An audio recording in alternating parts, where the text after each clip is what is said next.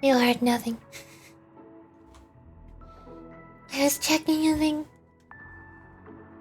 And then it was like, you know what? How about you watch an advertisement on your own stream? Yeah, that makes sense. Yeah, of course. Thanks for nothing.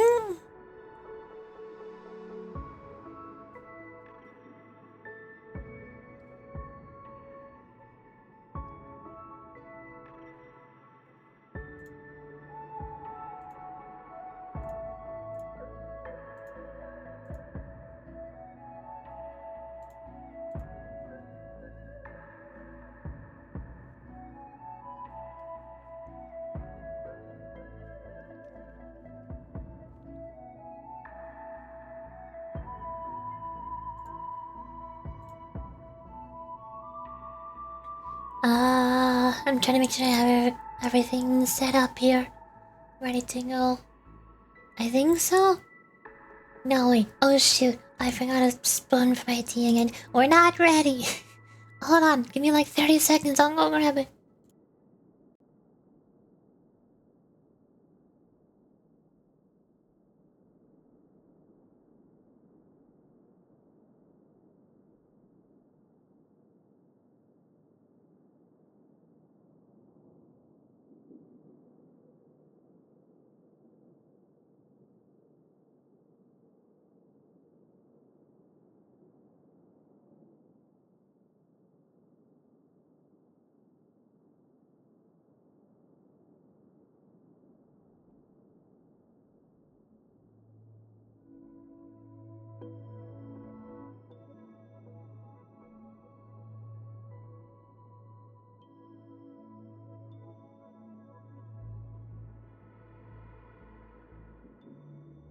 I'm back.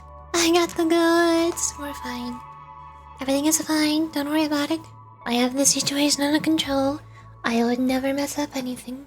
I'm a perfect human being with no flaws whatsoever. Yep. Now I can put honey into my tea. My very empty honey bottle. I think this is my last teaspoon. That's all I got. Oh.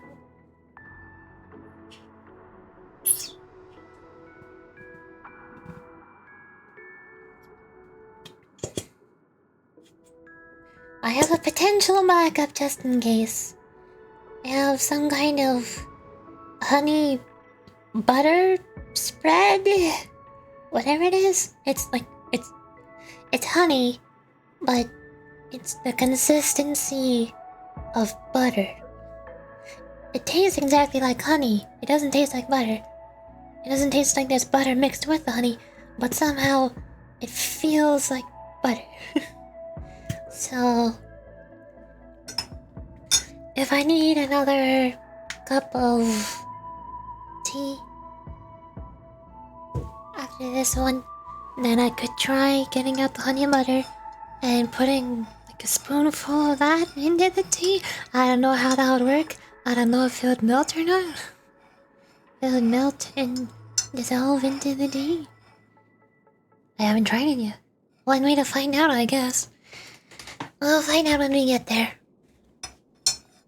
So until then, this is my last cup of tea. So the plan for today is obviously continuing the 2.2 Trailways mission. Last we left off yesterday or 2 days ago. I lost track. When was it? Hold on. Now I need to check. Now I need to know. It was yesterday. Yeah. I'm not good at keeping track of time. Anyways.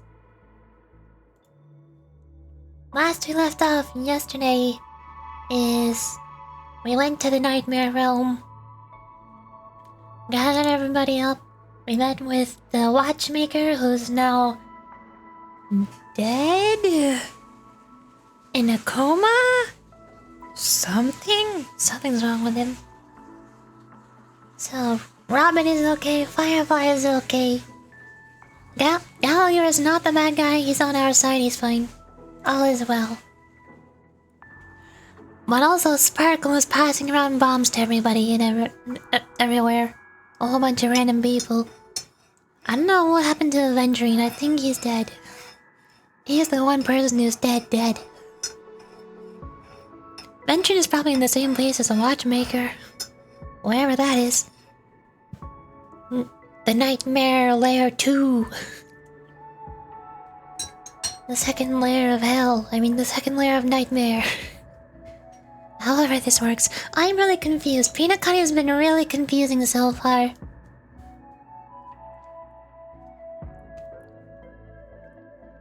Even though I think we're getting close to the end of the story of Penacony, I still feel like the whole Yarilo 6 Battle Box story was my favorite of Honkai. Shan's shell is really confusing. I barely remember it. Penacony is really confusing. I remember it, but it doesn't make any sense. I don't know. I'm probably gonna forget it quickly. My tea is too hot. Okay. So... we need to switch to Robin's POV. And this is like Robin. We're in Robin. Hold on. Let me check. Lego Fates Atlas. Yeah! Fourth perspective. There's two Robins. There's Robin... the Fool Always Rings Twice, and there's Robin, Birds, Orphans, and Fools. This is really confusing. And it looks like they're all gonna converge in a moment. Shortly after this. However long it takes. New National Express's VIPs have arrived at the agreed location as this convention. The Dream Master's arrival demands a designated escort to greet them. This crucial mission has fallen on your shoulders. In the distance, you happen to hear someone calling for help. There's still time until the Dream Master's scheduled arrival. Perhaps you have time to go and investigate.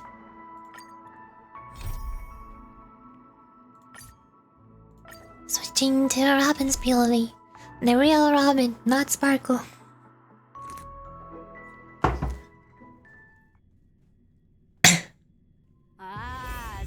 Hello! I'm here. What? Looks like someone needs help. Let's go check it out. Okay. Yo. Ah, Mr. Sunday, hey there! Okay, see the moon in the sky? It's about the size of the cap of my soul grab bottle. If I just reached out my hand, I could grab the moon, couldn't I? The moon? You mean the Grand Theater? Oh, yeah. Look at me. I've always been away from home for too long. I must be missing that moon. But it's no big deal. The Grand Theater here looks much better than the moon back home. It's just magnificent. They told me not to sell everything I had just to come to Penacony. How short-sighted. Selling everything you had? Why did you go to such lengths? Why? Can't you see? Life back home is miserable. It's not really living at all. It's better to be here in Penacony. No pain, no worries about tomorrow. Just sweet dreams. You can do whatever you want. That's what I call living. Yeah, now this is the life. Is this truly living? What did you just say, young lady? I didn't quite catch that. Oh, it's nothing, sir. You see, the traffic on Glow Avenue can be dangerous. How about I ask the Bloodhound family member to escort you to the Iden Park over there so you can continue enjoying your sweet dream? Oh, yeah, that's a great idea. Wow, no wonder you're the leader of this sweet dream. You're totally a lifesaver. See you around, Mr. Sunday, and it was nice chatting with you.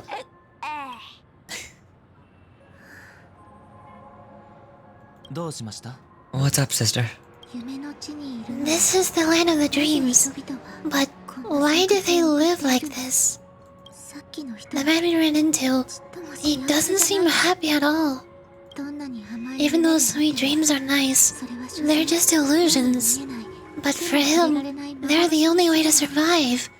Even if it means giving up on reality. That's not really living at all. I suppose you have a point. But in my opinion, that's how most people live their lives. Why do you say that? You think that man is not actually living, but that's not quite accurate. Even without penacony, people create their own illusions called self-value. People believe they have a predetermined value to fulfill. Gaining value means gaining power, and those deemed worthless are seen as the weak. However, value doesn't come out of thin air, and there's a limit to it. To accumulate value, people have to take from others, so the weak get exploited and oppressed. Are you suggesting that this is not how things should be? Exactly. But ironically, people don't think there's anything wrong with it, because they uphold the illusory notion of self-value, and even the weak believe in it. Survival of the fittest. That's where all the tragedies in the world come from. People come to the sweet dream in penacony to escape from that reality and find solace. No tragedies exist here, only happiness. Although it's nascent form. Isn't that the same paradise we yearn for in our dreams?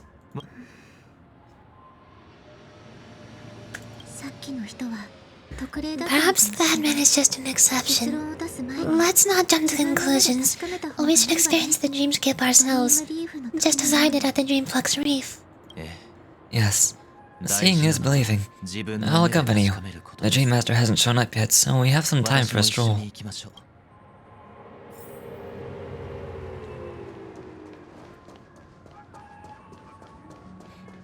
Alright, starting off strong, getting all philosophical. This is nice. Hello!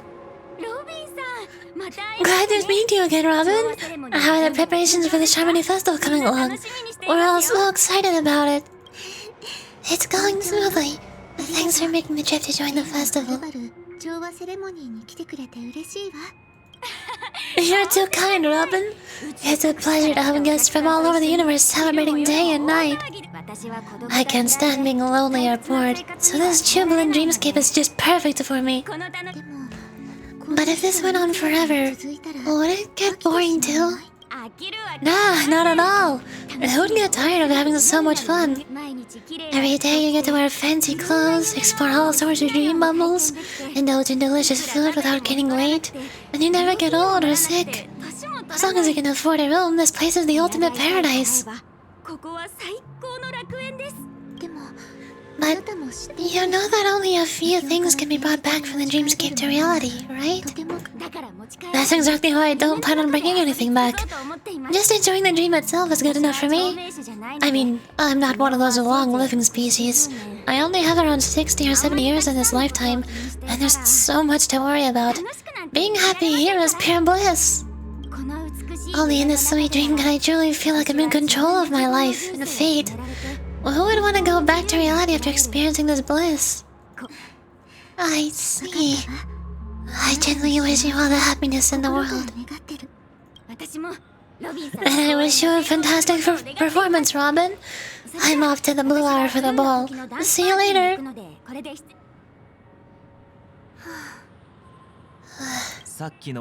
Seems like that guest perspective didn't resonate with you either.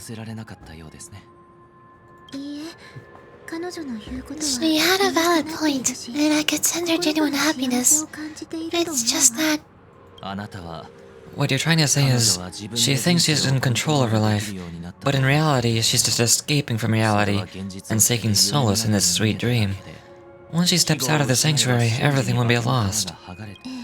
Well, she did make mention of being able to afford a room, didn't she? However, the paradise in our dream, it doesn't have to end.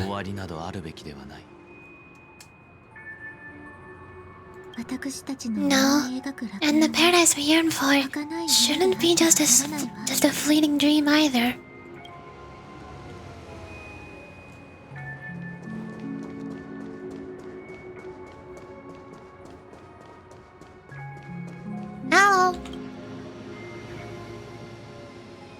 Dot dot dot. The scenery in this dreamscape is truly breathtaking, isn't it? Oh, Robin? I can't believe I'm meeting you in person here. What an honor. You're right. Even though time stands still in this dreamscape, it always feels fresh. I find something new every time. A philosophical mind. I hope I'm not intruding. Not at all. With little time left, I yearn for meaningful conversations, especially with someone as esteemed as you. Do you mind if we chat? It's my pleasure. No need to be formal. Just speak your mind. You said with little time left. Please forgive me for being blunt, but is that why you came to penacony? Yeah. I was part of a war, and while escaping from the Sunkosen mothership, I got exposed to some radioactive materials. And then all of my comrades died, and my hometown was wiped out by neutron bombardments. I couldn't bear to live with everything I knew gone. That's when I heard about a possible solution here. So I came. Heart-wrenching. I hope the family has been able to help you. They have, and I'm truly grateful for that. They provide me with a comfortable room, the most advanced life support devices in the cosmos, and a stellar team of caregivers. My physical body is now in the dream pool, sustained by life support. The me you see here is whole, rational, and no different from any other person. But I can't say the same for me in the hotel room. My true appearance... Well, I hope you never have to witness it, Robin. So, you'll be living forever in this dreamscape, right? Just being able to live at all is good enough for me. Whether it's in this dreamscape or not. Well, I don't really have much say in the matter. My world has been torn apart, and my life could end at any second. So, even if this whole place is an illusion, it's still my paradise, and I'll treasure every moment I spend here. How I envy those everlasting things. That old man's story, it's so tragic. Fortunately, this sweet dream gives him joyful memories to hold on to for the rest of his life. That's precisely why the sweet dream in penacony exists. However, even the sweet dream has its limitations. While it provides solace to the disillusioned, it can't completely eliminate pain in reality. There will be a way out. Penacony is already on the right track.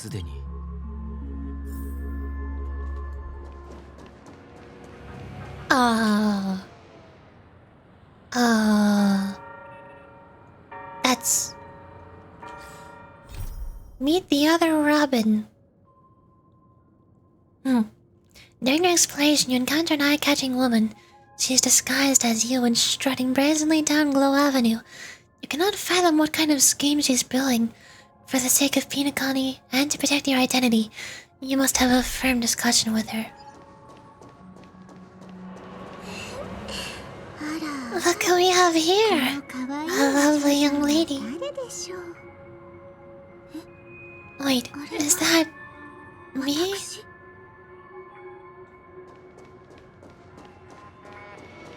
Hello? Brother!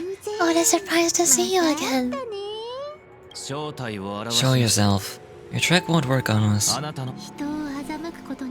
heard that a skilled masked fool received an invitation. Duel, not fool.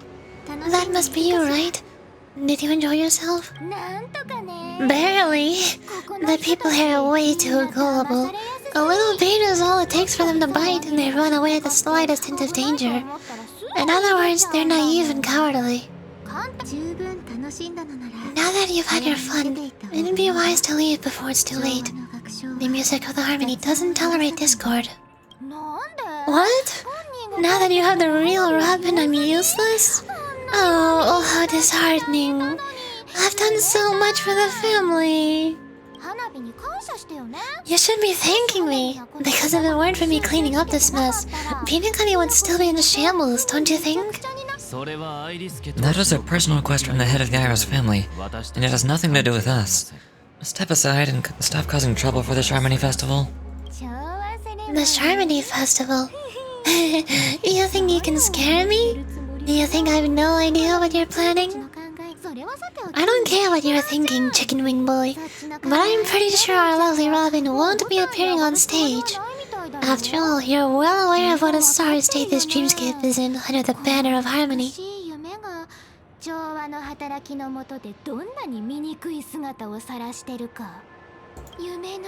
Penacony, the land of dreams. Is this truly the paradise you desire? Stop it. What's the rush, Chicken Wing Boy? Did I get to you? That paradise is none of your concern. Masked Fool, leave now, or the family won't tolerate you anymore. Alright, I'll go. But Robin, I suggest you seriously consider this. Do you really believe those living dreams can escape pain and find true happiness? Well, I've done my part, and now I'm simply waiting for the fireworks to begin. Here, the last two gifts for both of you, and don't lose them. If by some unfortunate chance the Harmony Festival starts against all odds, remember to use them during the show. And it'll be thrilling. Bang!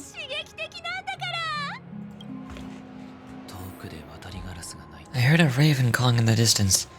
It seems the Dream Master will arrive soon.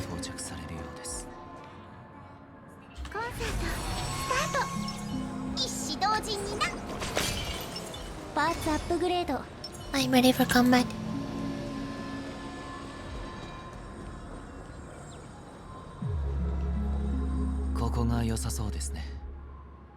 Let's wait here for the Dream Master to arrive. Okay. By the way, brother, I heard you no longer have a sweet tooth. Back when we were kids, you used to steal my desserts. Seems like a lot has changed during my absence. What exactly happened? Well, someone has to stay awake even in a sweet dream. But that someone doesn't have to be you, or anyone in particular. You're carrying too much on your shoulders, brother. The paradise in our dreams, it shouldn't be like this. Penacony is nothing more than a dream. It can't erase the worries and pain of reality or bring true happiness. If it only offers an escape from reality, nothing more. Remember the old man we met earlier? Without this dream, he might have completely lost himself. That might be true, but even without Penacony, he could have chosen another path. As far as I know, the Intelligentsia Guild has been promoting the rehabilitation techniques for a long time now. The path may have been more ordinary and challenging, but now he's receiving a hospice care in a comatose state, and his fate is sealed. Is Penacony granting these people a future, or is it taking it away from them? Well, don't forget this. Not everyone really has a future. The future for humanity is like the sky for birds. People mistakenly believe that flight is inherent to birds because they've never witnessed those birds crashing to their death. You remember how we took in that little Charmony dove when we were young? Yeah, we took care of it, provided food and water and groomed its feathers. And later, when I decided to leave Penacony, I opened the cage and set it free. Well, I didn't mention what happened to it in my letters, because I didn't want to upset you. Shortly after you left, it crashed to its death right in front of your window. I had surmised as much. I knew you wouldn't have avoided mentioning the bird for no reason. Despite that unfortunate outcome, I still believe it was the right choice. Birds aren't meant to spend their lives in cages. They belong in the sky, even if they can't fly. But here's the thing. If there are birds in this world that can never fly, can we really assert that they belong in the sky?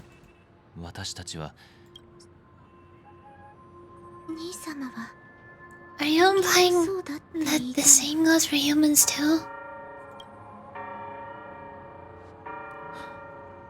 Let's take the Astral Express as an example.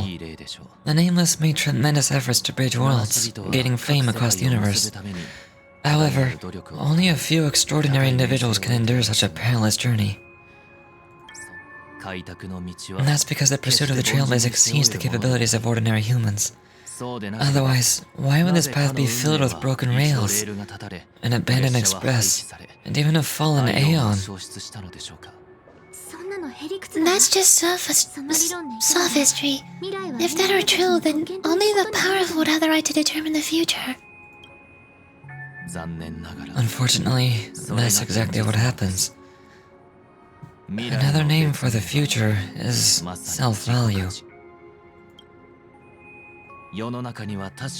While this world has its fair share of heroes who inspire people and garner admiration for their heroic deeds, the majority of ordinary people will never become heroes in their lifetime. Some are born weak and vulnerable. Some find themselves trapped in unfortunate circumstances.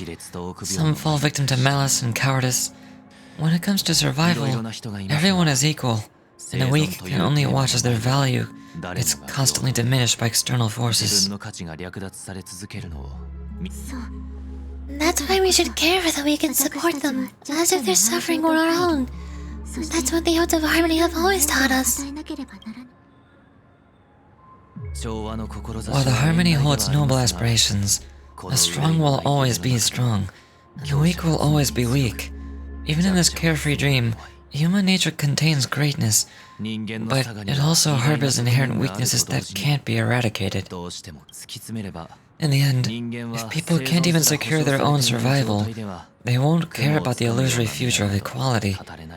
As long as the law of survival of the fittest prevails, there will always be fledglings crashing to their death. But if people don't live for the future, do they merely exist for survival? If even you, my brother, don't believe that the Harmony will save the weak, then which Aeon can make our dreams come true?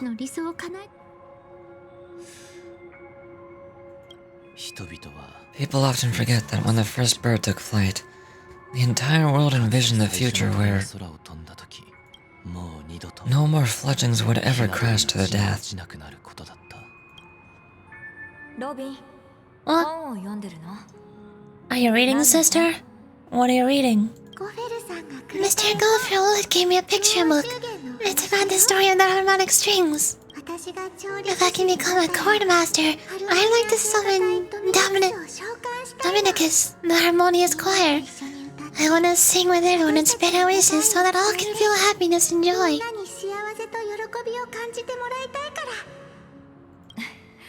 I see. Then I'll summon the harmonious choir too. Don't you have a wish of your own, brother? Of course I do. It's just that it includes your wish and everyone else's. I long for a true paradise where everyone can find peace. Then let's build a stage there and invite everyone to our performance, so that both of our wishes can come true through the power of the harmonious choir. It's a deal then. Yeah, it's a deal. But how can I become a chord master? Maybe you'll have to become a star first. Oh, returning the Trailblazer. 8 system hours until Harmony Festival.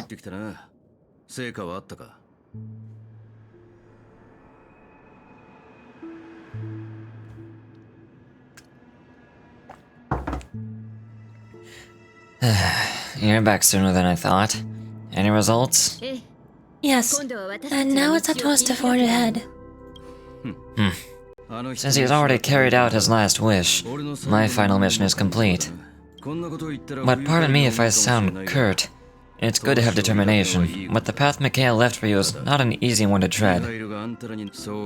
Why else would he have chosen to sleep in solitude, staking everything on some nameless in the future? But you have the numbers, and in numbers comes strength, so that might just delay your inevitable a little more. Got any more encouraging words? As I see it, relying on Walt's negotiations alone is far from enough. Regardless of whether the other party will be compliant, negotiating simply allows us to meet them as equals. It won't grant us the upper hand. Penacony is our rival's home turf, and we already have very few chips left to play with. Rather than idly sit around while the family's got us blocked off, an offensive approach might be a wiser course of action. We're more familiar with the Stellar's properties than most, and since it's the key to stabilizing the Sui dream, it's vital to the family's interest. By attacking their core interests, they're bound to retaliate hastily. And as the saying goes, haste makes waste.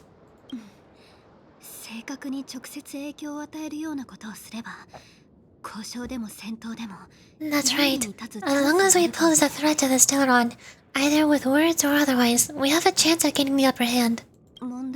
But the problem is, on the eve of the Sharmony Festival opening, how exactly are we going to get close to the theater?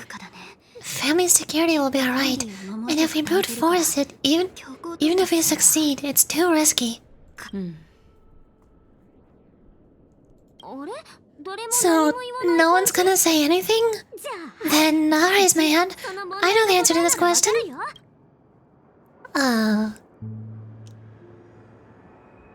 You of all people? What's that supposed to mean? You better believe it. So, I heard that before the Sharmony Festival begins, there will be a pageant to kick off the festival. It's called the Soul Glad Festivities Auditions, or something. It's going to be held in the moment of Scorch Sands. As long as we clinch the top spot, we'll be able to attain the title of Festive Superstar and be able to personally bask in the graces of Miss Robin. Not that that's important. What's crucial is that we can enter the Grand Theater before the audience arrives. So, how do we go about participating in these festivity auditions? I've already procured special invite tickets for Miss Robin's fan club. To tell you the truth, I've been preparing to join the auditions all along. But now it looks like even if I scrape through, I probably still won't have the chance to shake Miss Robin's hand.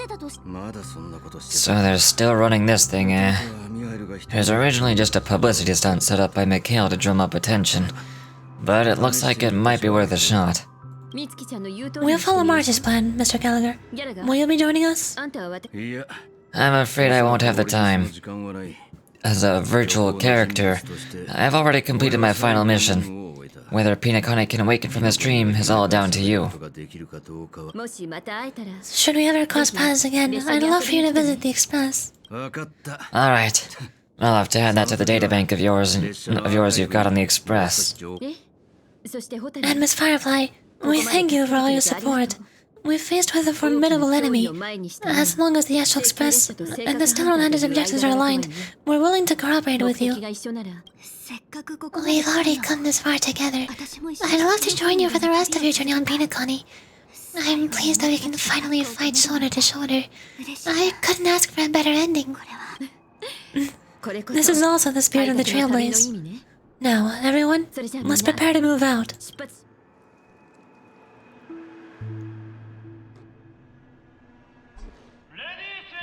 Ladies and gentlemen, welcome to Scorched Sand Hall. This is where challengers thrive and dream chasers shine, all under the watchful eye of the entire universe. If you have ambition, dreams, and the drive, dear friends, the next superstar of Penacony's Sharmony Festival could be you. Oh, they've really outdone themselves. I'm starting to get excited. Behold, here come 4 friends with spirits high and full of zeal. Are you aspiring to be the superstars of the festival? Is he talking about us? Yes, you. There's no doubt about it. I see you have all the potential of a superstar in you. Excuse me, you four. What are you hoping to get out of all of this? As the last group of contestants, how confident are you in overcoming all the challenges? Will you be open to a brief exclusive interview with us? It'll be quick. Your journey is long and fraught with peril. Yet under a sky blanketed by banners, you vie for the crown. The sword and rose! Protect the beauty! The beauty! The beauty! Magnificent, majestic! A knight's head is hard to steal. Brother Lan's focus is stubborn as a heel. We don't all have to be winners, but if we don't have fun, we'd all be sinners. People are pouring in. It kind of feels like all sorts of parties are showing up. Let's get in there quickly and enter the competition. Ladies, gentlemen, please make way, make way. Coming toward us now is one of Penacony's top 10 wealthiest tycoons, and the Soul-Glad Business Empire's founder, Mr. Ideen. Allow me to introduce myself. I'm the director of the Soul-Glad's factory, Ideen Lida. My 4 friends, introduce yourselves to the audience across the cosmos. Hello everyone, I'm Himeko, a nameless from the Astral Express, and these are my companions. Don't you guys need to hide your identities? Can't hide it anyways. Penacony is plastered with our posters, and because the Astral Express is so well known, the family won't dare to make any rash moves.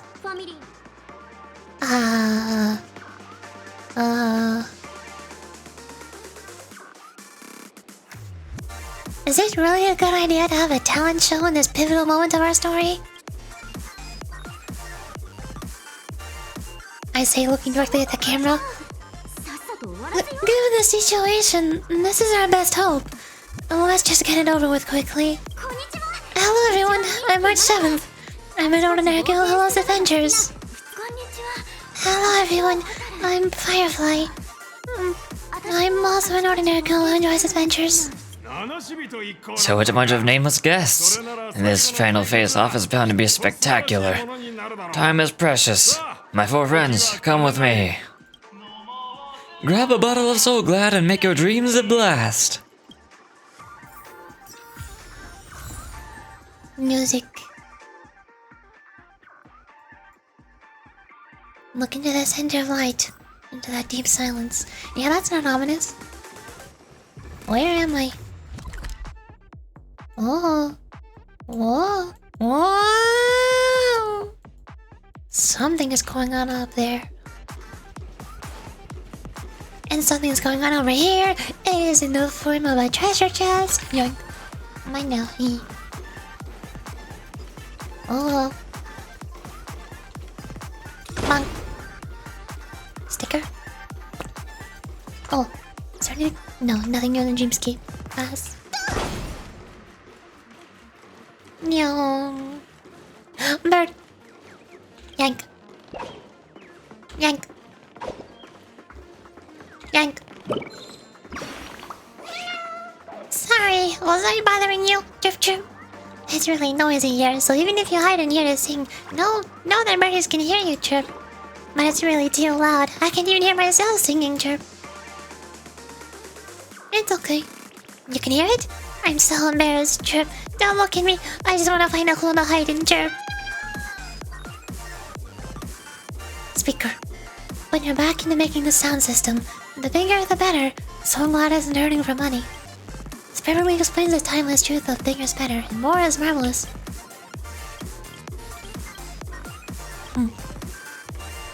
Speakers. Music.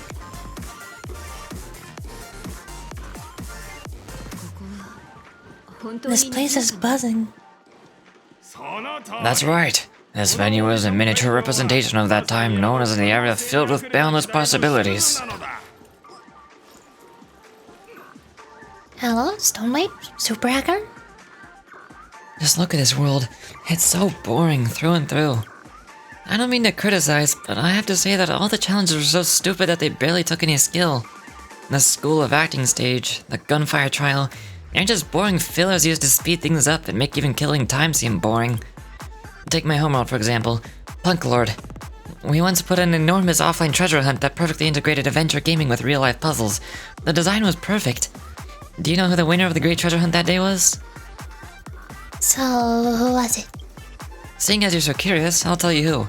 The truth is, it was none other than me, the super hacker of Punk Lord, Stoneblade.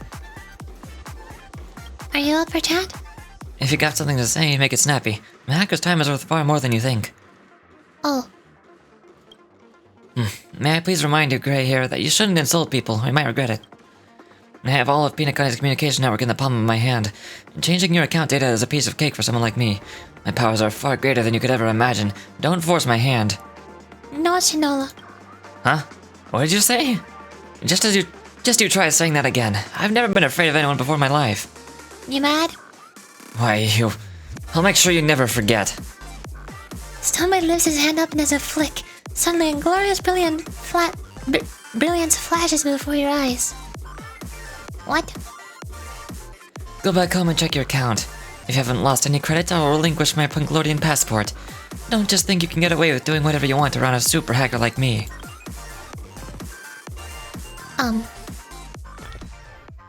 Did I lose any credits? I don't know. Oh well. Bird. Hello! Welcome to the Origami Bird Flying Race! May you attain the best results, Chirp. Let's take a look at your wings. Oh, you must be here to spectate the races, Chirp. But even if you're not participating, you mustn't slack off on your training, or you'll be pushed around by Boss Stone, Chirp. Oh, there's another birdie that needs some guidance over there. See you later, my wingless friend, Chirp.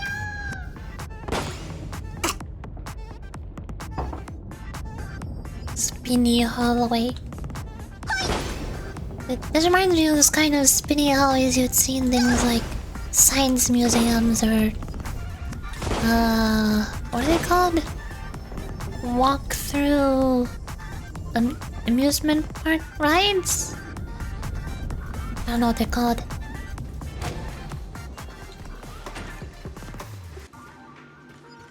Come on. Hello, treasure. Bye now. Hello. Adeline. Alright, before we officially start, let's go over things once more. First, the winners are out. Can you remember all that? Looks like you won't have to remember it after all. But... Hi, are you Yurachi, right? I'm one of your fans. Have you got time for a quick interview? I have fans now? Of course you do. How could you not? Based on your brilliant performance in the festivity auditions. Let me reintroduce myself real quick. I'm a reporter from the Dreamscape Bulletin's Scorched and Hull section. I'm putting together a piece about a new champion, and that's you. Seeing as we've managed to meet up here now, there must be some level of destiny between us. So then, how about a little chit-chat? The lady begins her interview without any further explanation in a humorous style that's freewheeling but never offensive. You talk and talk for who knows how long before she turns around to her photographer to say... You talk... What? Huh? Alright, that's it for today. Thank you very much. And thanks to you, Yorichi. So anyway, seeing as it's the end of my shift, can I treat you to a bottle of Soul Glad as a fan? As a hobby, I sometimes also help contestants out with their strategies. Just mechanical analysis and tips on how to clear each stage. Your experience would provide extremely valuable material for a person like me, so would you like to chat a little more with me? Sure? Of course, no problem. Ask me anything you want. Even if you don't know the answer, I can help you check it out. Can you tell me more about the Dream Chaser Bulletin? That. Actually, it's a self-published magazine from the Dream Chasers who use it to promote and share info. When people enter the Astana system, they'll get a push notification about subscribing to the bulletin. I wonder if you've had the chance to check it out yet. Anyway, the magazine is chock full of rich content. Not just things like regular news and vacancies, but also lots of hard currency like strategic guides. Or you can even follow the serial fiction in each issue. Personally, I'd suggest you get a subscription. It's actually really useful. Tell me more about the moment of scorched sand. Oh, that! Come, take a deep breath and tell me, what can you smell? The scent of Soul Glad? The aroma of money? But back then, the most dazzling thing of all was using stacks of gold to build celebrity dreams. Everyone thronged into a bunch, smashed their heads together to fight for the champion title. This wasn't just the contest arena, but also a party zone for the crowd, and it was also a massive billboard for Soul Glad, drawing in everybody's attention. That's all I wanted to talk about. Good times never seem to last long. Okay. Wow, I'm been kidnapped. Grab a bottle of Soul Glad and make your dreams a blast. Nameless, your arrival reminds me of the grand occasion where penacony was first established. He was still a young, bright-eyed lad back then, lured here by the watchmaker's ads, full of zeal and ready to make my first fortune in life. Once, during a particularly grueling day, I passed out and was resuscitated by a drink from Mr. Solsa. That sweet taste has since been etched into my mind. And that was what drove me to create the Soul Glad that we all know and love today.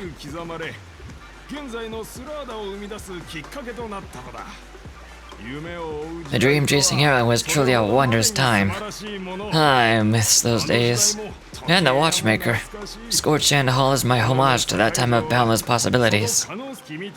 I wholeheartedly hope you make it to the finish and emerge as the next superstars of penacony.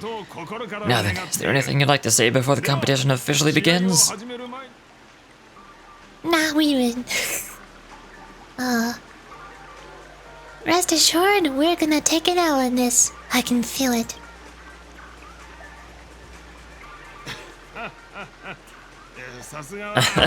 There's that, the ever-vigilant trailblazing spirit we all know. Hey, you should really fix that defeatist mentality of yours. Miss March, how about you? Hello everyone! Next up, get ready for the Mega March 7th adventure, where I'm going to break the speedrun world record. Trailblazing into the uncharted and challenging the limits. That's Miss March 7th for you. How about Miss Firefly? I hope that by the end of this journey, everyone will have achieved the outcome they hoped for. A wonderful wish. Miss Himiko, what are you expecting for your team? Safety first, everyone. Simple words, but full of warmth. Waiting for you are 3 stages, each connected to that era. The first 2 stages offer 2 distinct paths to choose from, with unique challenges on each route. And in the last stage, you'll face off against a champion who has defended the title to this very day. A beloved container whose noble virtues are unrivaled. Those are the rules. Simple. Everyone clear? Now then, I hereby announce that the third-party Scorched Sand Festival of the 20th season, sponsored by Soul Glad Enterprises, has started.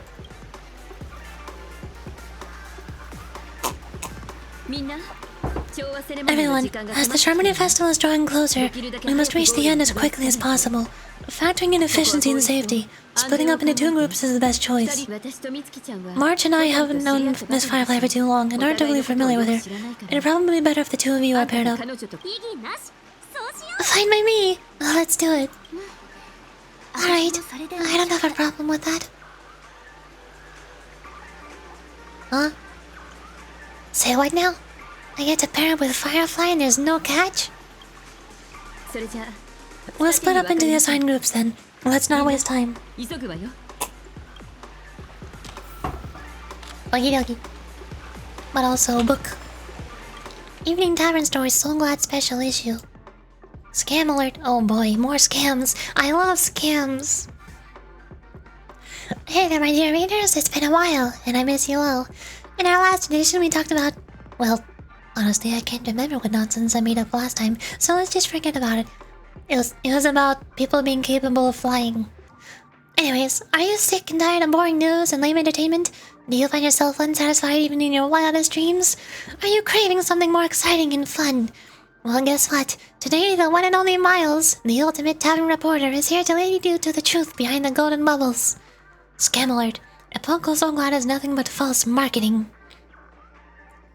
Like, seriously, can you believe there are people out there willing to pay a fortune and willing to kill for this so-called Epochal Soul Glad? Wake up, people! Or no, Aha. Aha's the name of one of the gods. I keep forgetting that. God of Elation, I think? Aha hasn't seen anything like Dreamleaf, even in Akavili's databank on the Express. I mean, come on, who's gonna buy into some stories like the extinct Dreamleaf magically revived in the dreamscape, or a once-lost delicacy now making a comeback? Don't be fooled by these slick ads, my dear readers. It's all fake. Soul Glad's founder isn't what he seems. I believe everyone knows that the founder of Soulglad, Sosa, used to be a chief on the prison planet. But here's the real deal. He wasn't a saintly benefactor believing in Zype or a culinary genius. Nope, he got himself locked up for smuggling Memoria. And most important of all, guess what? He didn't even help Fluffy here at all. I've done a ton of digging on this rumor, trust me. Praise the illustrious prison planet, the only place where they trade expensive Memoria for watered-down sugary drinks. Praise all the fancy wordplay. It's the only way how the sneaking capitalists and history fictionologists trick us into blindly believing their nonsense. What? Hashtag secret relationship. I almost choked on my own spit there. Lord OT and Mr. Hydene's mysterious private rendezvous. Disclaimer, we must both totally respect everyone's orientations and desires. Recently, some tyrant staff caught old Odie, the head of the Alfalfa family, and Mr. Hydene sneaking off together to Radiant Feldspar. Looks like a cozy little private meeting. I went around and asked some family members about it. A passerby from the Oak family commented, "What shady stuff is the Alfalfa family up to this time?" And an excited member from the Iris family commented, "Oh, there's definitely something spicy going on between old Odie and Mr. Hydene. They're both Alfalfa peeps, after all." An anonymous senior member from the Alfalfa family refused to give any responses regarding this incident.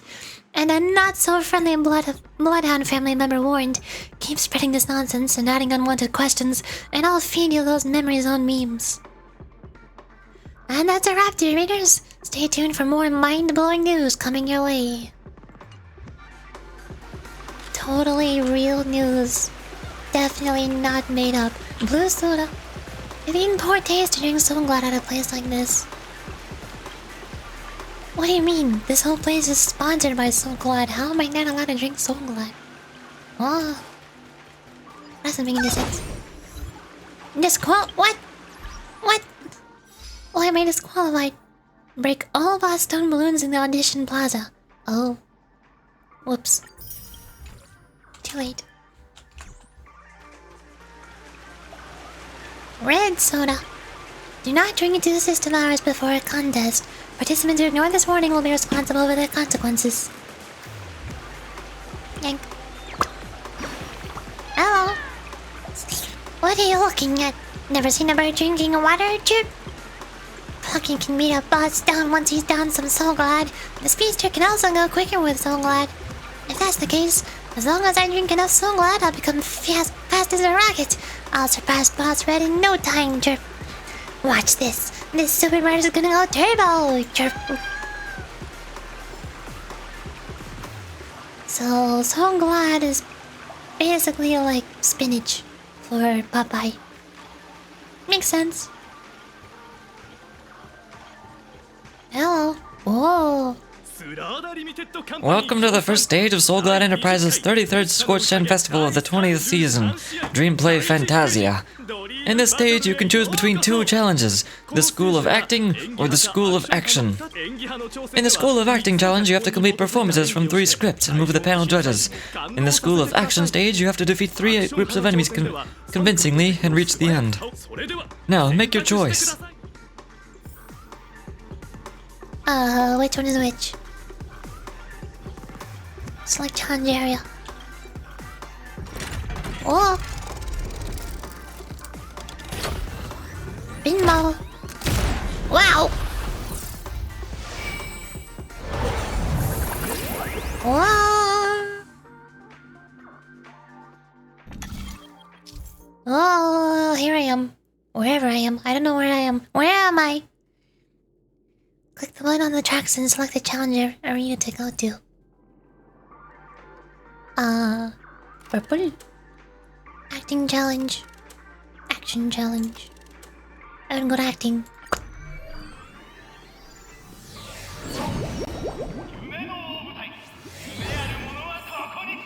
The Stage of Dreams! For those who dare to dream, welcome to the School of Acting stage! Step onto the stage and move the judges with your heartfelt performance! The next cosmic star of penacony could be you!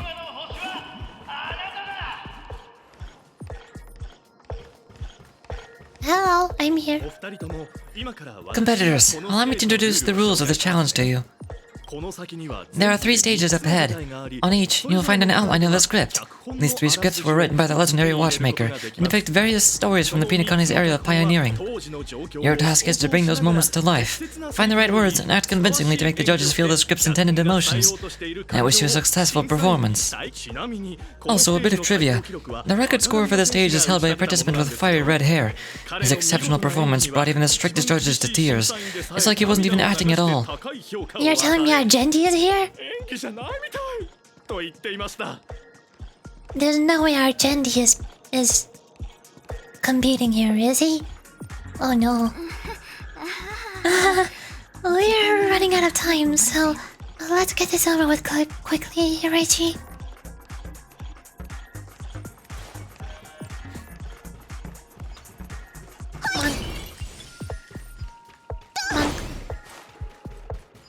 Monk. Treasure! Mine. Hello.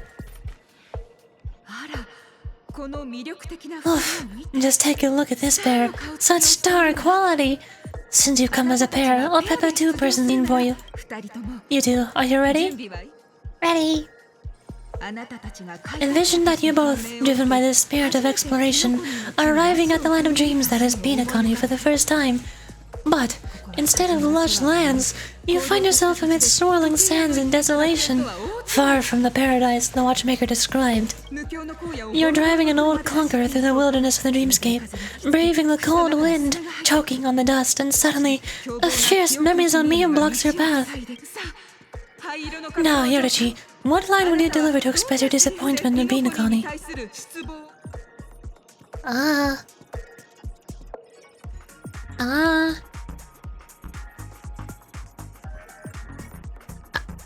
I would assume we do not want to be super violent, and we do not want to diss the watchmaker. So, I'd assume they want me to be happy because it is penacony. They don't want me. They don't want me to say that penacony is a bad place. Great, I love living on the wild side. What? No, that's not right. You're trying to express disappointment. Why do you sound so chipper? I thought that penacony would make me happy. What in tarnation is this hellhole? The watchmaker's a big fat liar. Very good. Now, though you are disappointed, your screen partner is conversely very enthusiastic. Now, young lady, you will say, "This is great. I love living on the wild side." Very good. Very intense. And then we cut to the story's next scene. You find a job mending the rails. But the days are long, and your endurance can't keep up, and you finally collapse in the endless expanse of desert. Suddenly, sweet rains fall from the sky, wetting your lips and rousing your spirits. Now, Yoichi, what line will best express your surprise at this moment? Surprised? Well, hey, penacony, my penacony, you're truly abound with opportunities.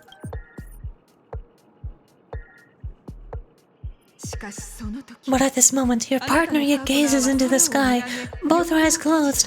The raindrops fall, blurring her vision, and she tragically says, "Perhaps we were never meant to succeed, right?" Fantastic! Both of you have an incredibly solid foundation in dialogue delivery. However, lines aren't everything in a performance. Please continue the story on the second stage. And up next, you'll be challenged with a body language test. I hope these tests won't take too long. Stairs. Any secrets hiding from me? TV? No TV. Nothing. Yo, treasure! Mine. Boom. Boom. Hello. Here, you two are required to skillfully utilize body language to portray the narrative subtext I've laid out for you. Picking up from where we left off, a heavy downpour saves you both while you're stranded in the desert.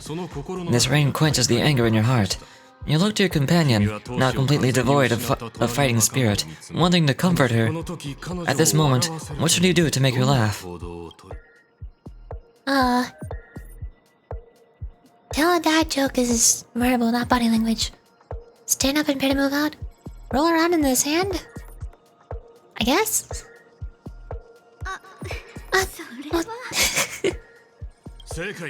Right answer. Your companion sees you rolling about in the sand and thinks about the arduous obstacles along this journey.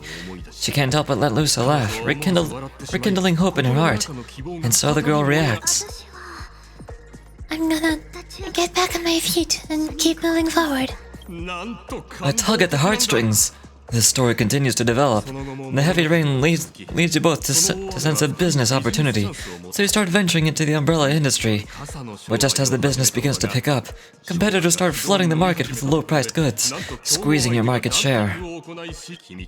You have no choice. The goods you stockpiled at high prices have to be sold at a loss. This is a pretty self-destructive move, which drives your business to the brink of bankruptcy. At this moment, what would you do? What would you, who refuses to admit defeat, decide to do? Stand up and smack the table. You slam the table and rise up. They think you'll back down? Impossible. Dream chasers can be knocked down, but never knocked out. Fantastic! But it's a pity your friend does not agree. Seeing that you're up to your eyeballs in debt, she sees nothing but despair in her future, and then... I leave penacony and not a disappointment. Is that okay? Of course, absolutely. I was close to tears. Both of you possess exceptional acting talent. However, the true test is yet to come. You're about to encounter the harshest judge this show has ever seen. It's gonna be Argenti, isn't it? You'll need to rely on perfect performances if you want to win them over.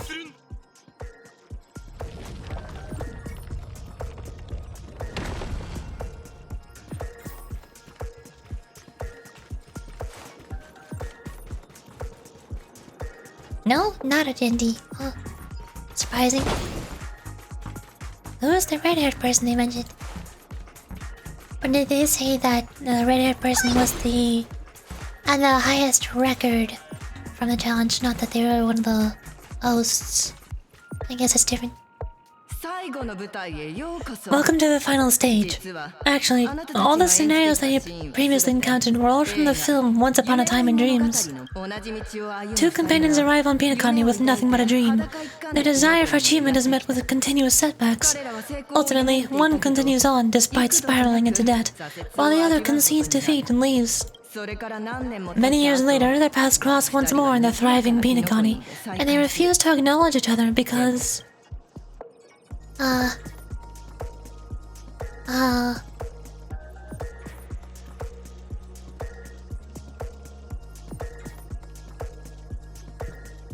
became a big shot, but she ended up destitute. Against the backdrop of a revitalized penacony, the joy of reunion mixes with the sorrow of past separation, the awkwardness of being strangers, and the shyness of a long-awaited encounter, all converging at this very moment. Give it a shot. Try and convey the bittersweet scene to me. Bring it to life with precise and emotive acting. Is this ever going to end? I know. Why don't you try that clockwork thing you used before? What do you mean? I like that. I like acting. We can do that. Wait. Bird. Hello. Oh. What? The show is about to begin, chirp. My dear, is this the Dreamville's place of opportunity? The scorched and wonderland that everyone's talking about, chirp? Those bad birdies must have duped us. Duped us. I can't speak. Help. Just look at this barren wasteland. Not even a pebble for nest building to be found, chirp. Think a minor setback is going to deter this brave birdie, chirp? Never, chirp. Sorry, dear, I simply can't stand this downtrodden life. I'm going back to the great tree, chirp. No, please don't leave me alone, chirp. I want to leave with you, chirp. Full marks. I'm giving this full marks. Thank you for your praise. We'll keep working harder, chirp. Nice. Actor bird. Hello. Your performance is far from satisfactory. What do you mean? Clockwork. Me. This is supposed to be, sad or happy? Happy? Sad? One of those two. It's supposed to be a heartfelt reunion, so it might be a little bittersweet. Sad? Maybe? Oh! I think I did it wrong. Cut! Huh? We haven't even done anything. It's so touching. Your portrayal outdoes the original. It's simply beautiful. We've passed the test, but we ought to hurry up. This town is at stake. I'm so smart. Treasure. No. Hello? Oh boy, got repairs to make. Tick-tock, my pretty, you wish to speak with me? Oh, I have memorized many a poor clock, but I didn't expect I would have charm over humans as well. I'm so sinful. My pretty, you're interesting. I can leave a slot open for you on that precious dial of mine, but you mustn't be naughty. Don't let me down. Excuse me, what? Did this clock just say what I think it said? Are you allowed to do that?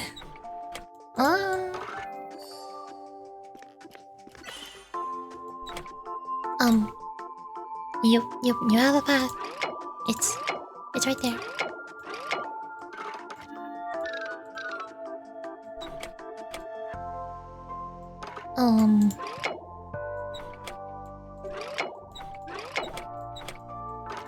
This mirror is not reflecting anything.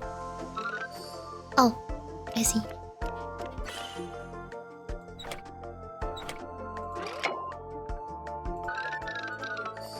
Ta-da!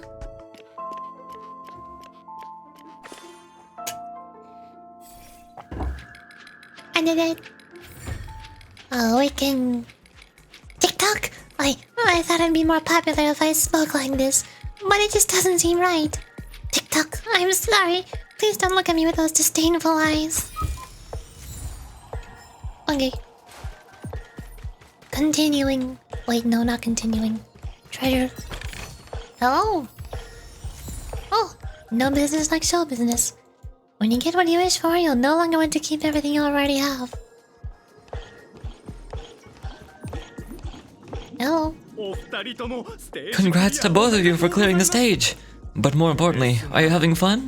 Fun is more important than success. Look at the time. You finished much faster than that red-haired contestant did. That red-haired contestant?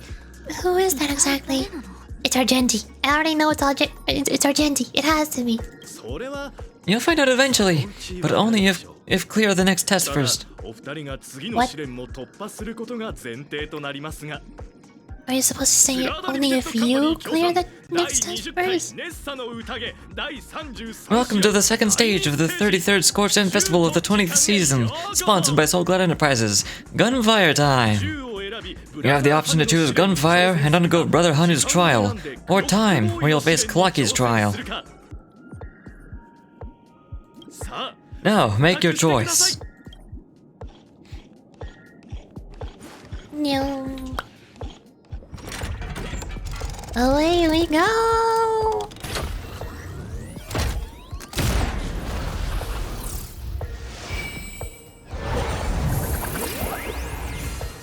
Whee. The ball goes wee. Whoa, over here. Gunfire time, gunfire trial. Gunfire time, time trial. Oh, the time trial.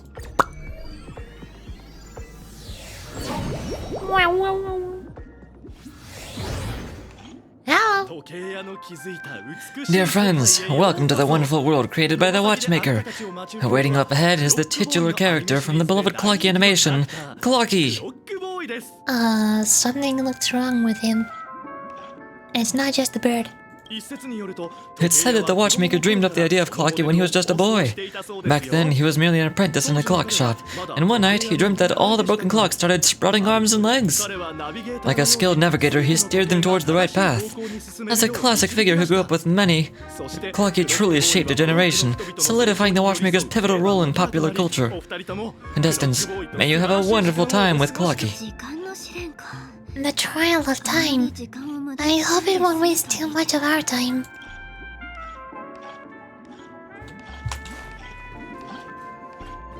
Treasure! Yoink. Am I just a failed experiment? Yes. That statue, did it just speak?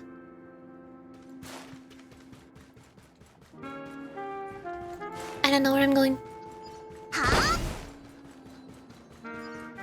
What's down here? Oh boy, we got puzzles.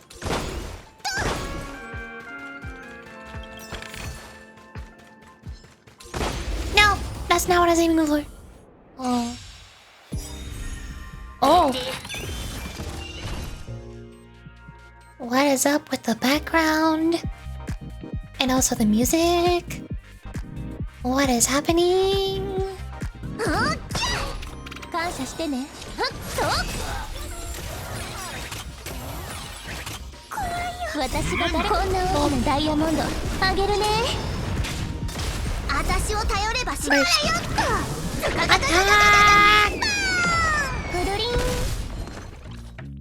And then smack. Smack.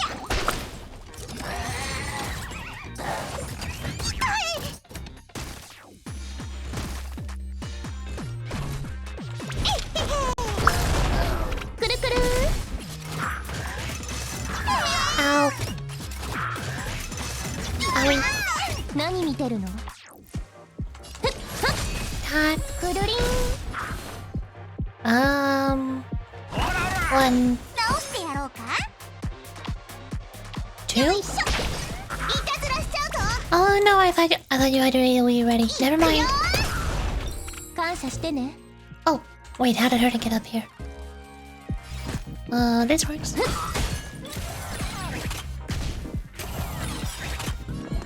Okay. Boom.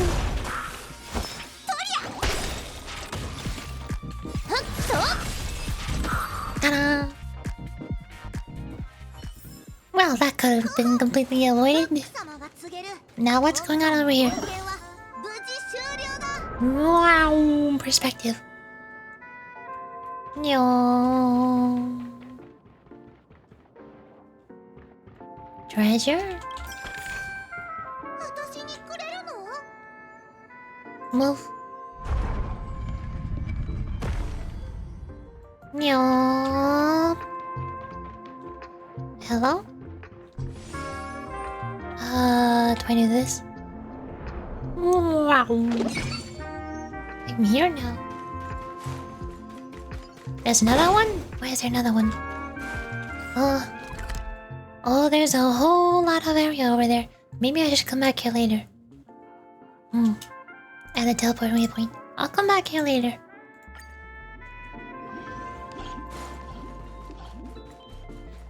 As for you...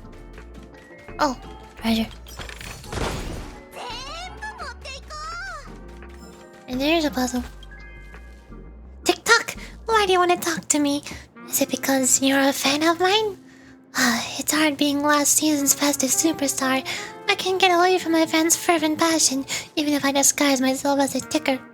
TikTok, come shower me with your gifts and boards to autographs. Whoa. That's... what? That's a whole lot of puzzle. This is a whole lot of I don't know what I'm looking at.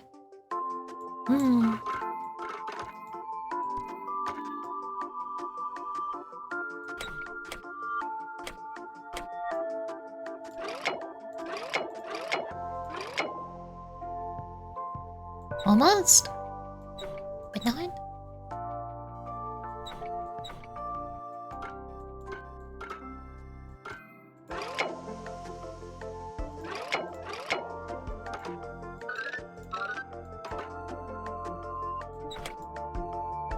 Yep, I got nothing.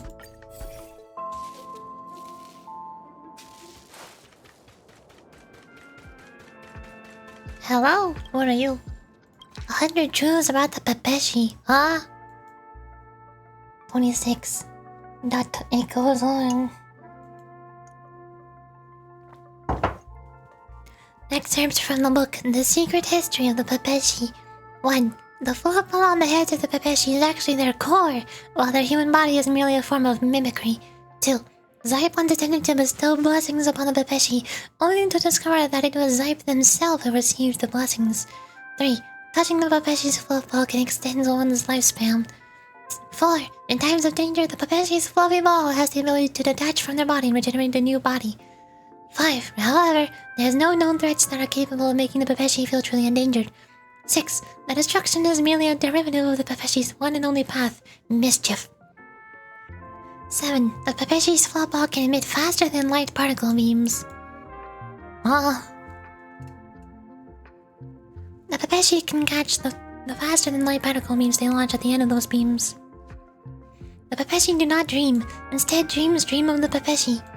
Once, a Pepeshi told a joke in a restaurant at the end of the universe, leading to the emergence of Aha. Pepeshi mathematicians have discovered the ultimate answers to all questions about life, the universe itself, and everything. However, there is not enough space in being on a dreamscape to embrace the profound answers. The first black hole was created when the Pepeshi forgot to limit their strength while arm wrestling with a star. Originally, there were several hundred Lord Ravengers until they unfortunately ran into a Pepeshi during a group excursion. All the Pepeshi are actually Pepeshi deities' projections in the lower dimension. When the Pepeshi wants some hot water, the water heats itself. The Great Hole in penacony was actually formed when the Pepeshi punched the dreamscape.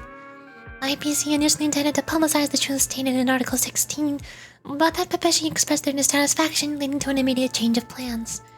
When death approaches a Pepeshi, people will say death is approached by a Pepeshi. Huh? The Aeon of Abundance possesses nearly infinite life, and the only time they come close to death, it was when the Aeon disturbed the Pepeshi during their nap. Yaoshi buried their lifespan from the Pepeshi. Lan purchased their bow from the Pepeshi. Nulse was actually crafted by the Pepeshi. Aha took their jokes from the Pepeshi, and all of Zype's music was composed by the Pepeshi. The Pepeshi create Alfalfa credit by punching the money printing machines. The Pepeshi never visit barber shops. They use plasma cannons to groom their fluff ball.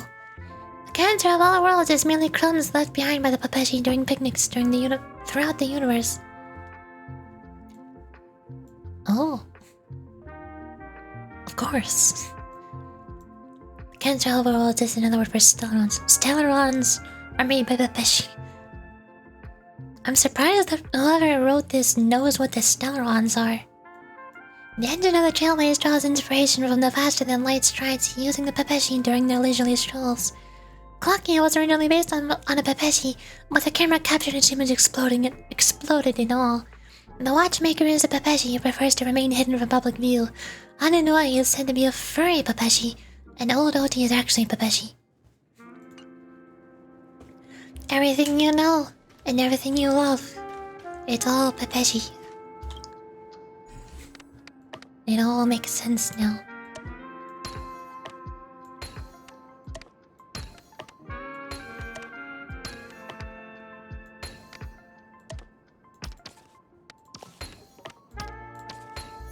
Ta-da! Oh, is that how that works? Yank!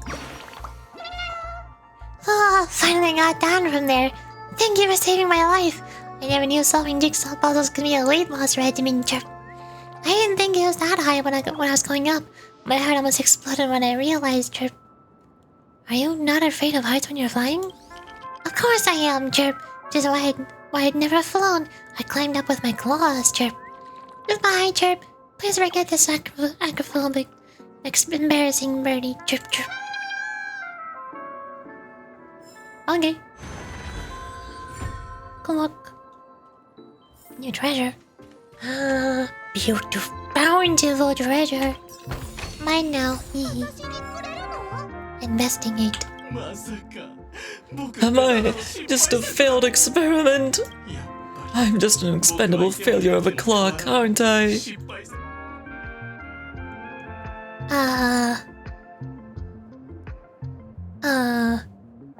We've got an urgent matter to attend to.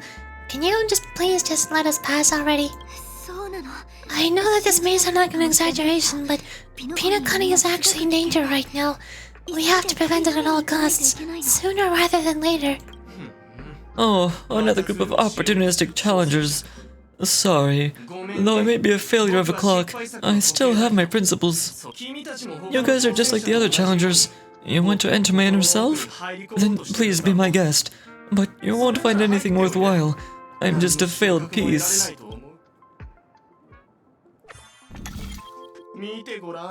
See, I'm just empty inside.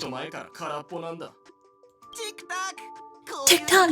It's time for me to make an appearance!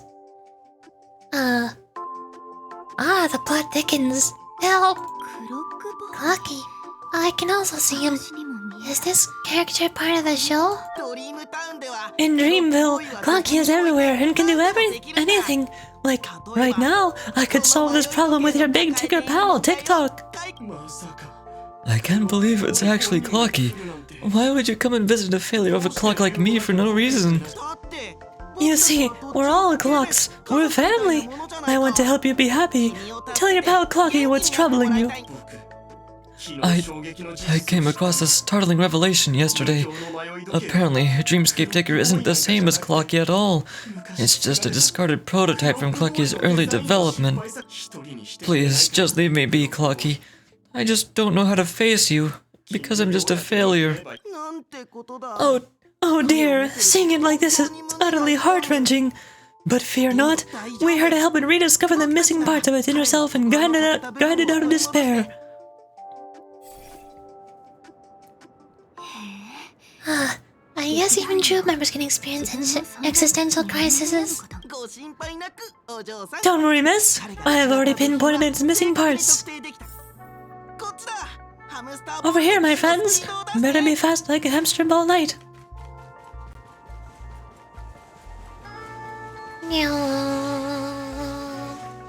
Misty. This must be one of the missing parts the big ticker needs. That's great. Big Ticker's broken heart. Single part of a lost heart that has fallen into an existential crisis. They said that the Dreamscape Ticker isn't the same as Clocky at all. Just a scrapped early Clocky prototype. And I can teleport down here.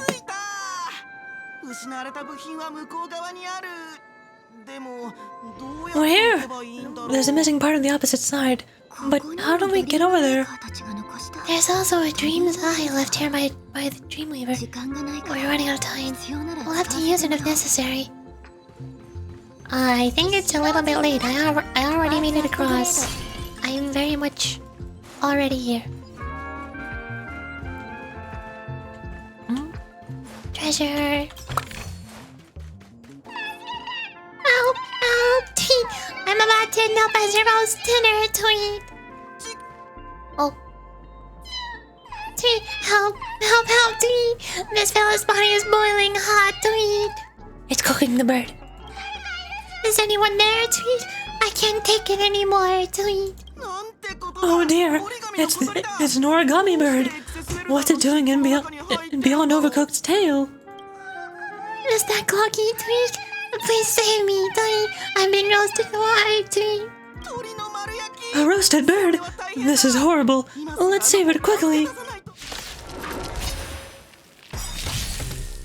Oh, gumball machines. I have not seen those enemies before. What are you? Hello? Penacony's service machinery that got out of control due to an emotional interference in the dreamscape. Originally a prize drawing robot made to bring surprise to guests. It still bears all kinds of gifts even after losing control, and longs to prove the good luck of the guest by sacrificing itself. When receiving a killing blow from the designated attack type, triggers different effects based on the attack type. When simultaneously receiving attacks of multiple types, the effects will be triggered in the following order of priority. Lost the 50-50. Hit the guarantee and jackpot. Oh. Lost the 50-50. After suffering a killing blow from a basic attack or damage over time, covers skill points for targets. Hit the guarantee. After suffering a killing blow from a skill or follow-up attack, regenerates energy for all targets. Jackpot. After suffering a killing blow from an ultimate, regenerates energy and skill points for all targets.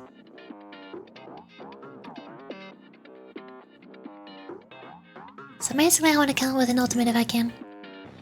And then you... penacony, the service machinery that got out of control due to the emotional interference in the dreamscape.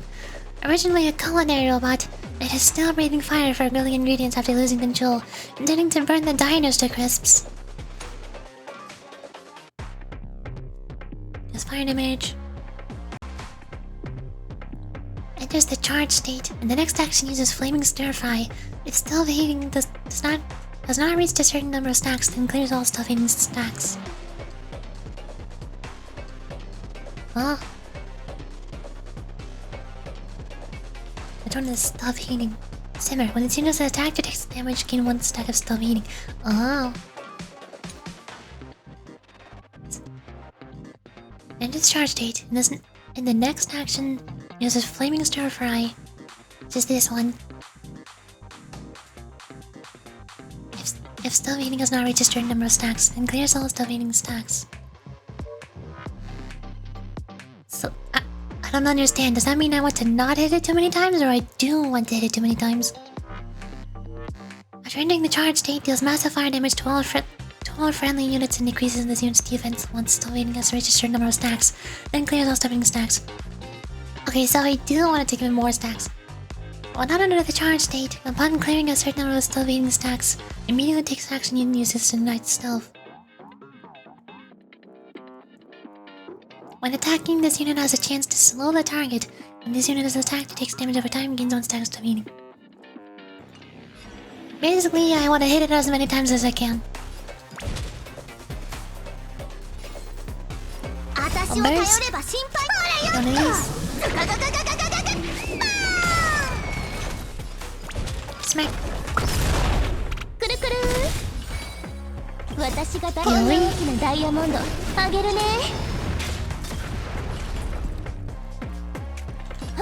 Come on.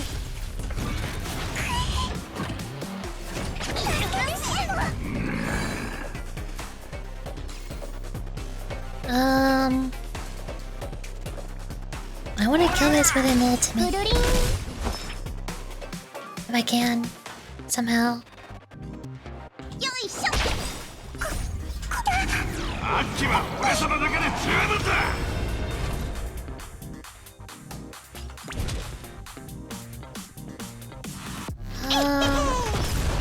That works.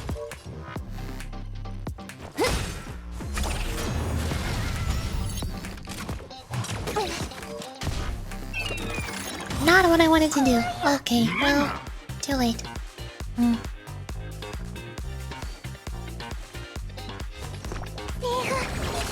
Rechanneling. Attack.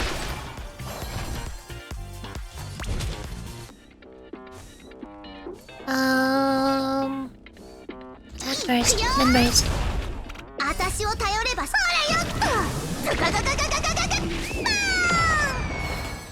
Right, normal attack, burst. That'll kill the exploding thingy with a burst. Which means I get the jackpot. And now we hit it. Boom!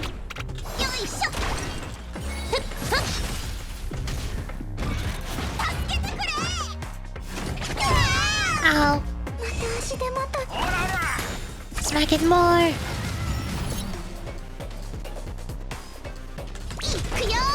Smack it more.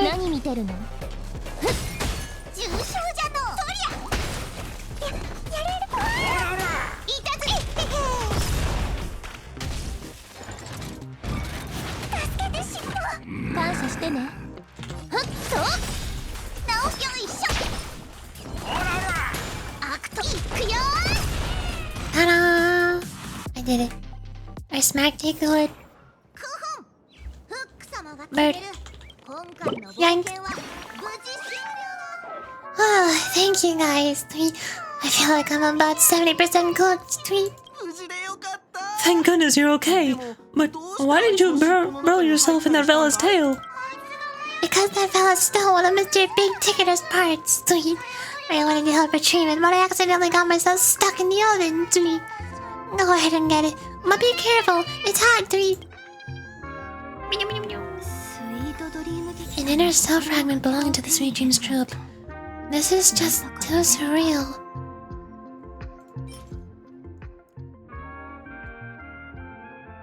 Please, just leave me be a Clucky. I just don't know how to face you because I'm just a failed product. Oh. Perspective.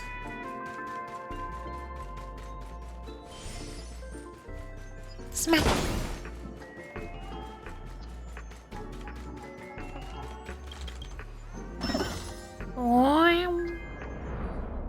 I'm over here now. Rotate. Wait, I also need to move this one. Move.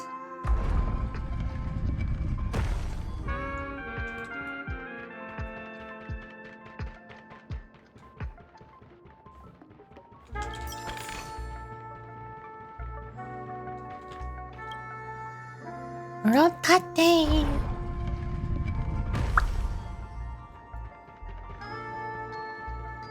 No. I'm here now.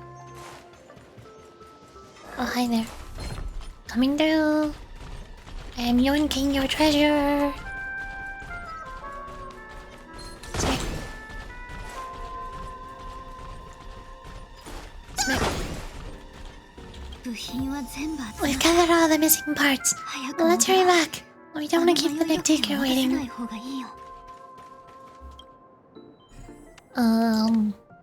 But Jigsaw.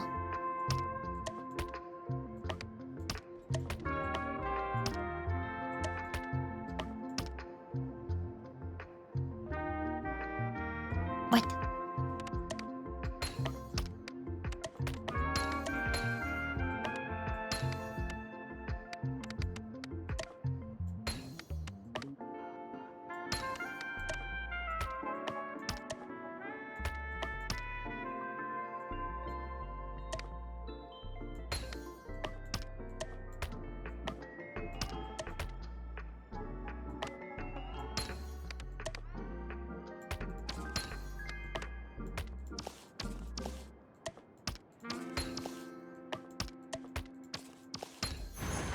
I'm not good at jigsaw puzzles. Bountiful treasure! I got the goods. Yay. Now I can teleport back up. To here.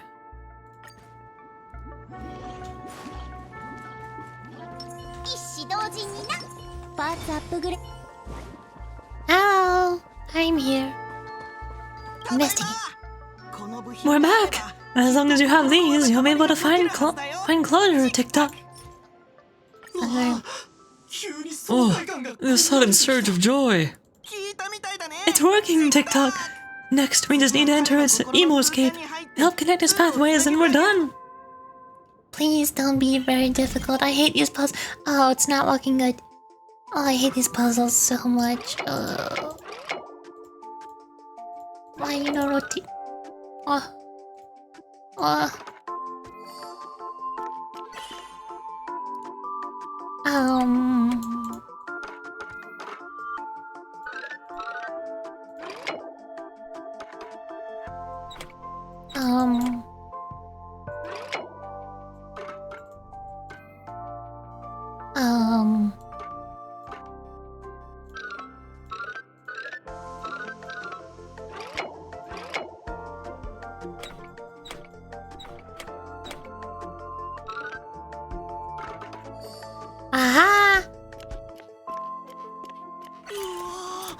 Oh dear, What's going on in here? Your inner self is a mess. I'm not qualified to be a real Clocky. Just give up, Clocky. No, this is unacceptable. You have to face your fears. Since it's come down to this, I'll have to use clockwork.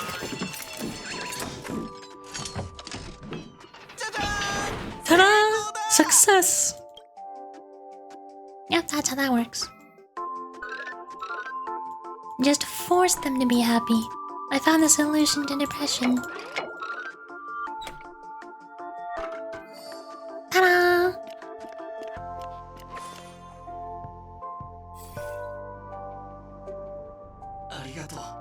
Thank you, Clocky. If not for you, I'd never be able to connect with my people like this. You've helped me find myself again. No problem at all. As the guardian of Dreamville, it's what I'm here for. TikTok. My friends, you still have other important things to do, right? Go forth, my friends. When the moment comes, all the Dream Tickers and I will cheer for you. It's all done. The victory is in sight. Let's head to the final stage. Little sticker. Yoink. Lonely tiny. I'm trying to. There we go. Do I want to fight you? Not really. Hello. Congratulations to both of you. You've overcome all obstacles and proven yourselves. But unfortunately, there is only one who can beat penacony's festive superstar. In the final stage, you'll find the defending champion. If you fail, you'll lose the opportunity to become the festive superstar. Welcome to the 33rd Scorched End Festival's third stage in the 20th season, sponsored by Soul Glad Enterprises. Superstar Showdown! Fine. Oh, yellow black hole. I've seen a lot of black holes in Hoyoverse games by now. What is it with Hoyoverse and black holes?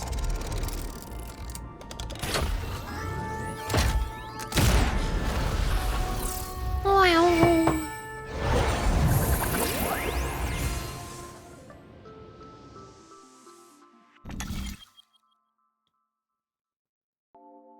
Oh, purple. Wait, there's two options? I thought there's only one. Superstar Showdown Arena 1. Superstar Showdown Arena 2. I guess Arena 1? I don't know what the difference is.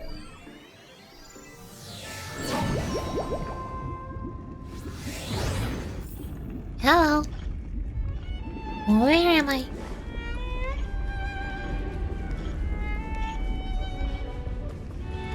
Right close to the Soul Glad volcano, it sounds very rumbly in here. No way. I think I just saw someone extraordinary. It is Argenti. I knew it. I knew it. Bird. Yank. Yank. Yank. Chirp! My great friend, it's truly an honor to meet you.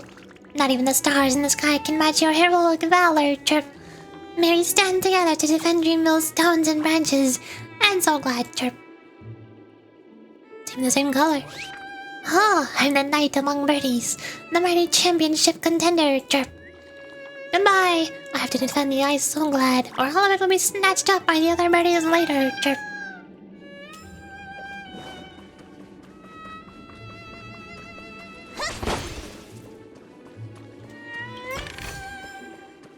Well. Looky what we have here. I have a grudge against Argenti. I have a grudge against this man. Which one is it? Which one is it? No. Masquerade? No, where is it? Here it is. Knight of Universal Hallucinations. I still have not completed Argenti's character companion quest. I tried doing it. I made some progress in it. But I cannot defeat Argenti. I cannot beat his boss fight. I've tried like 3 separate times, and all 3 times I failed. I hate him so much. I hate Argenti. Why have you done this to me?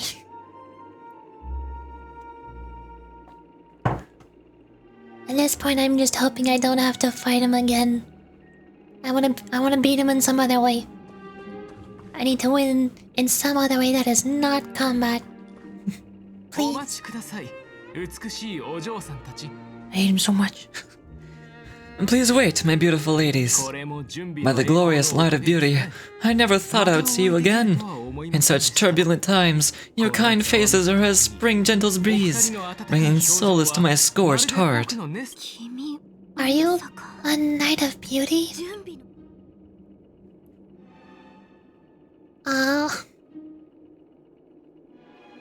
So the red-haired contestant was you all along. You have already heard of my humble title elsewhere. I am deeply honored. Upon hearing of the impending festivities, I commanded the one and only to bring me to penacony with full haste. Alas, in a cosmos unguarded by the beauty, disorder prevails. Thus, my passage was delayed by tending to the sick and injured. Fortunately, the mini-rabbit mech pilot, stray cat duelist, galactic ninja, and quad-drive Intellitron, along with 32 other souls in distress, all emerged from their predicaments safe and sound. I then led them all here to revel in the harmony with the countless other splendid beings.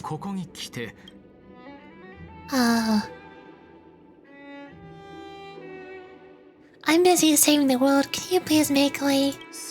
Saving the world? What a righteous act of beauty! If that's the case...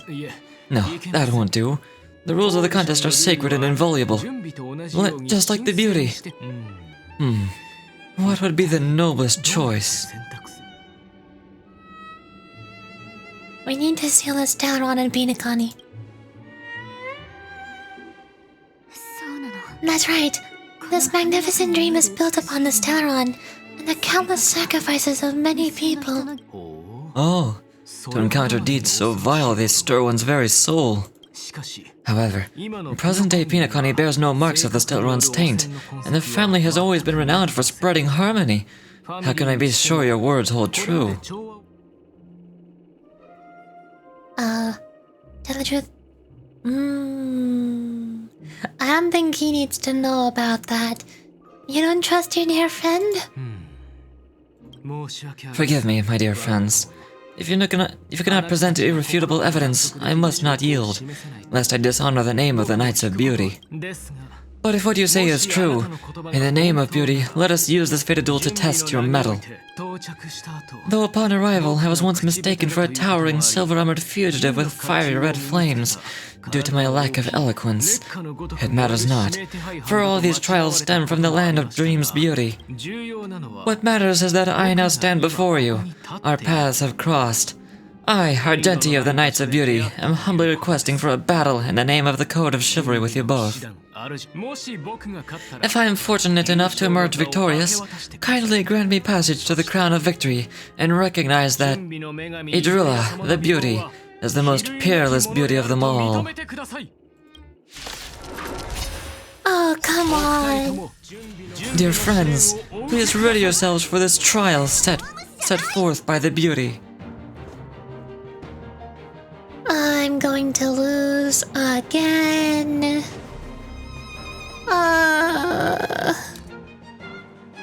Not again. Classic Knight of the Knights of Beauty, who's piously seeking his missing Aeon Idrilla the Beauty. Forthright and candid, he wanders the cosmos espousing the virtues of Idrilla's good name. So, phase 1 and phase 2, they're the same. Soul tenacity casts the soul of beauty from limitless statuses and causes the ability of the statue that casts the soul to be enhanced.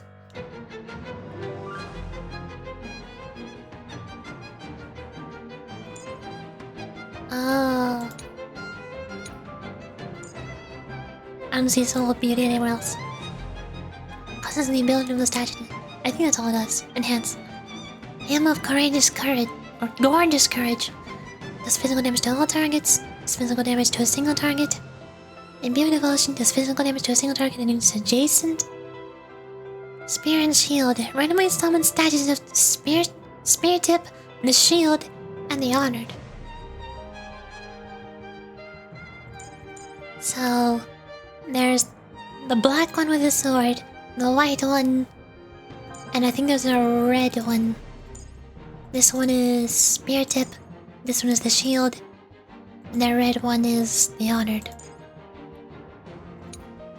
The statue of the spear encircling the soul of the beauty. The spear and shield are interdependent, and the spear stands for the courage to pierce through the darkness. So cometh Beauty's Night AoE attack. Deals physical damage to all targets, increasing damage dealt while in soul-freed state. Armor of Destined Death. When receiving a killing blow, deals physical damage to all friendly units, increases damage dealt while in the soul-freed state.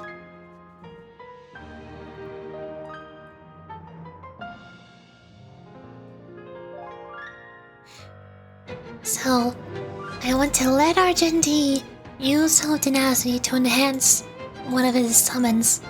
And then while it's enhanced, I destroy it so that it has increased effect when it's destroyed. Then there's the shield, the white one. Statue of the shield encircling the soul of the beauty. The spear and shield are interdependent, and the shield stands for the determination to defend the living. Diadem of the Scale applies a barrier to enemy Argenti. Applies barriers to all friendly units while in the soul-freed state. Imitation of Alacritus Desire. When receiving a killing blow, applies a barrier to the attacker. Applies barriers to all targets while in the soul-freed state.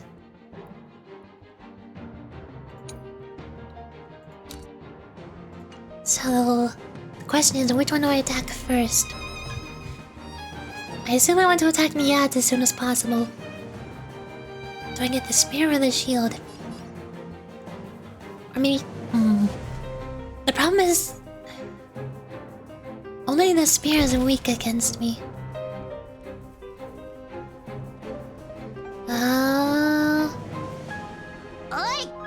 I'm working on it, Hook. Start with the nice. Oh, that dealt more damage than I was expecting, okay. This might be nerfed from the companion version. Wait, does it have burn? I think that's burn. It's probably gonna die from burn now. Alright, fine. So I can't wait for it to be enhanced.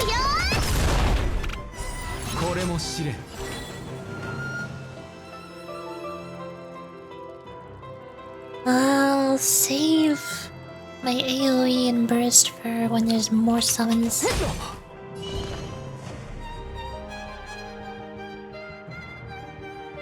I don't need regen yet.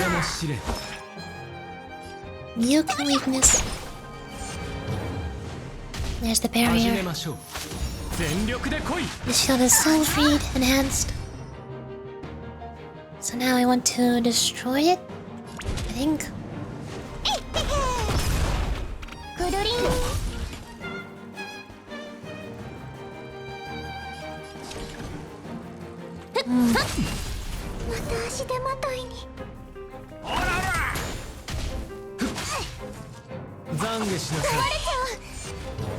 I'm working on it. It's not going down quickly.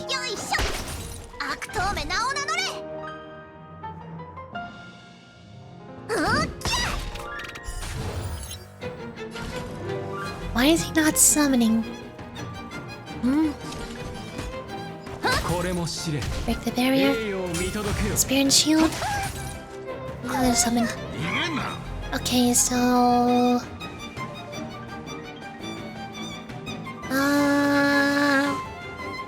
this time, burst Argenti. And do the AoE burst. And then get energy regen.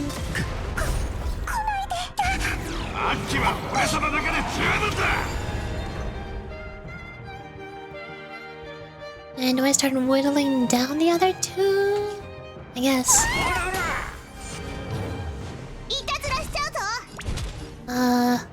Shoot. That barrier the problem. That's not what I was trying to do, okay. This is not going according to plan.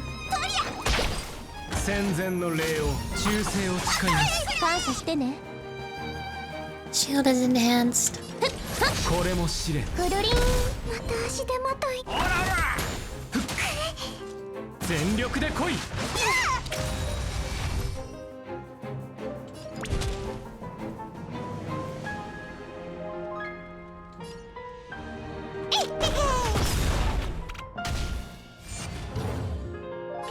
Oh, come on. Where's Dargenti?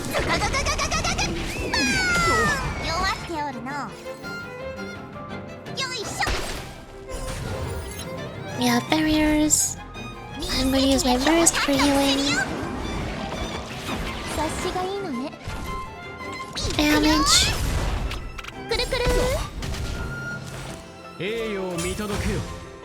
There's the other one.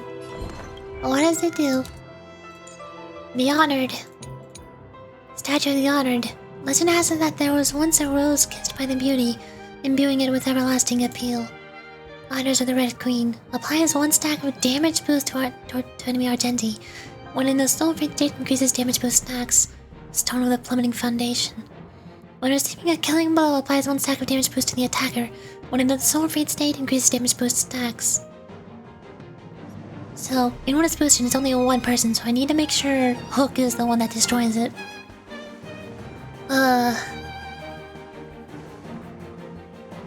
First things first. First.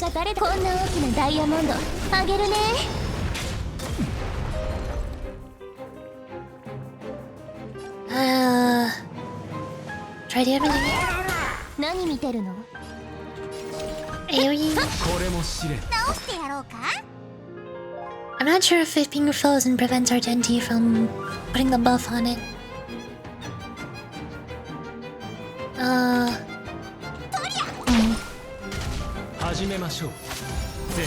Okay, it does not prevent him from buffing it. Got it. So now I need the Hook to break the buff. The Honored.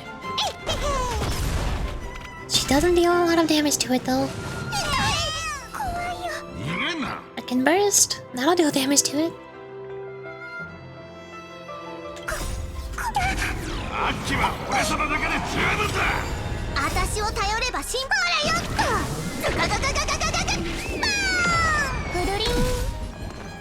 Herta, don't you dare steal it.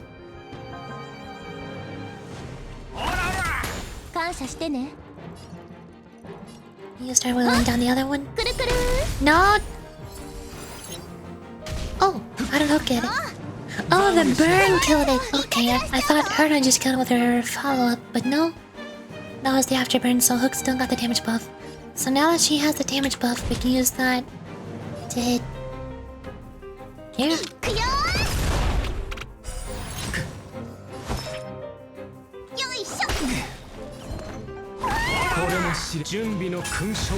More summons. Ouch, I need healing.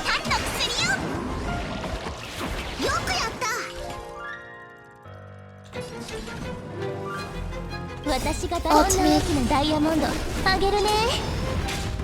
then AoE.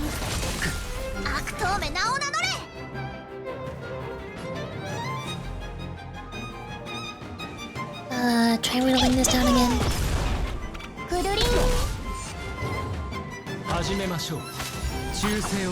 The shield is enhanced.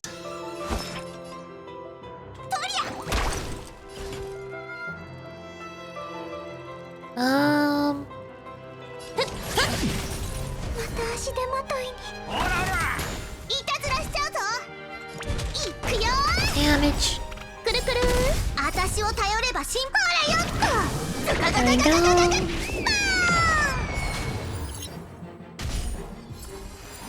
Oh, it never got enhanced. Dang it. We dealt too much damage. Well, she has a damage buff, so might as well stack it up. Attack. Save her to his ultimate for when he summons again.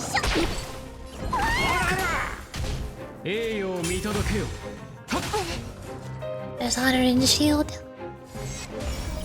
Oh, and they act immediately. Sure, why not? Of course, makes sense. Uh-huh. Totally fair.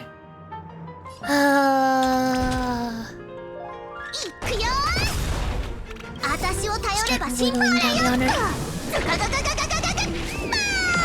何見てるの？私がこんな大きなダイヤモンドあげるね。グドリン。はっと。戦前の礼を全力で来い。The honor is enhanced. Herta is dying.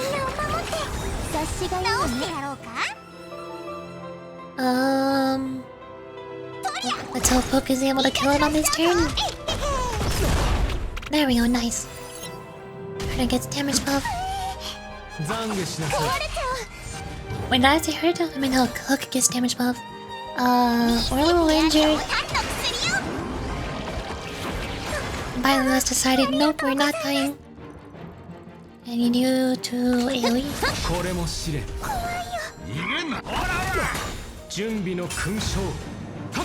Now is when I start getting scared. Are they gonna be destroyed when he goes into his next phase? I don't know. I don't know if I should focus on him or still the ads. Hook, do your thing. The break will kill him, right? I could save a skill point. Yep. Okay.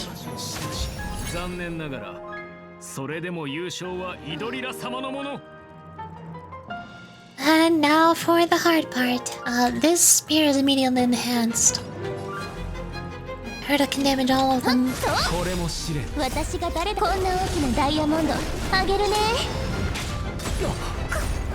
Oh, there's that Michael Hook energy? Yep, that gives Hook energy. Get that spear. Nice.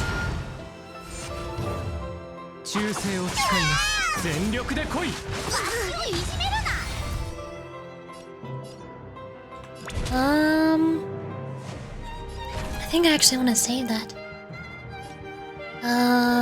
Use it on that for now. I want to wait till one is enhanced. You go heal.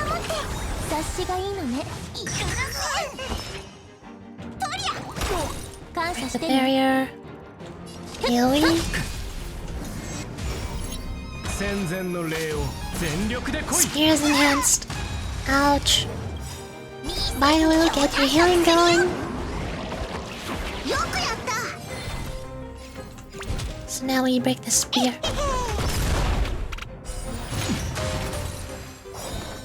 Now it's damage time.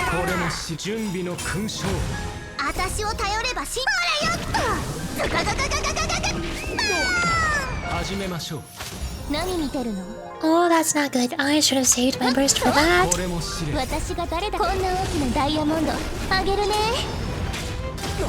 I need Hook to use a burst on the spear. Ugh.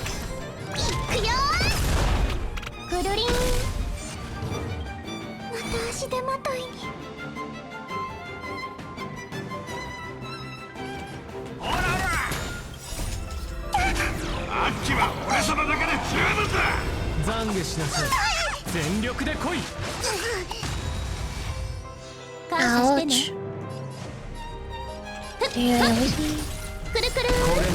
Oh, that was more damage than I was expecting. Actually, as a spear, it's fine. If it was on it, I would have been upset, but it's a spear. Okay, this works.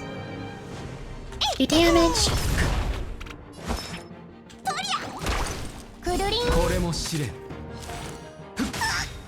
Ow. Ow. This is why I have Mailu on the team.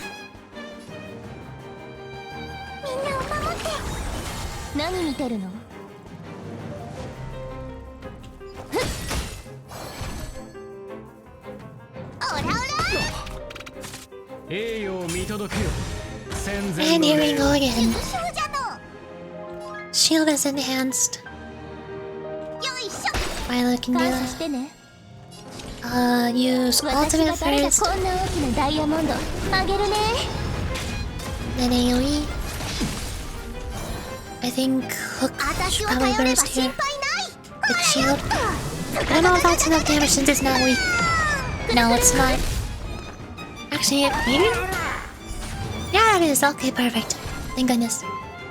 And then... here? Boom. くるりんこれも支柱性を使います全力で来い殴ったねアッキは俺様だけで十分だ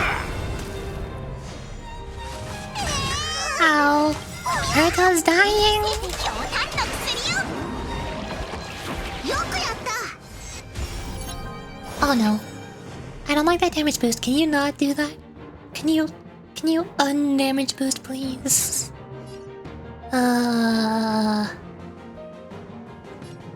What do I do? What do I do?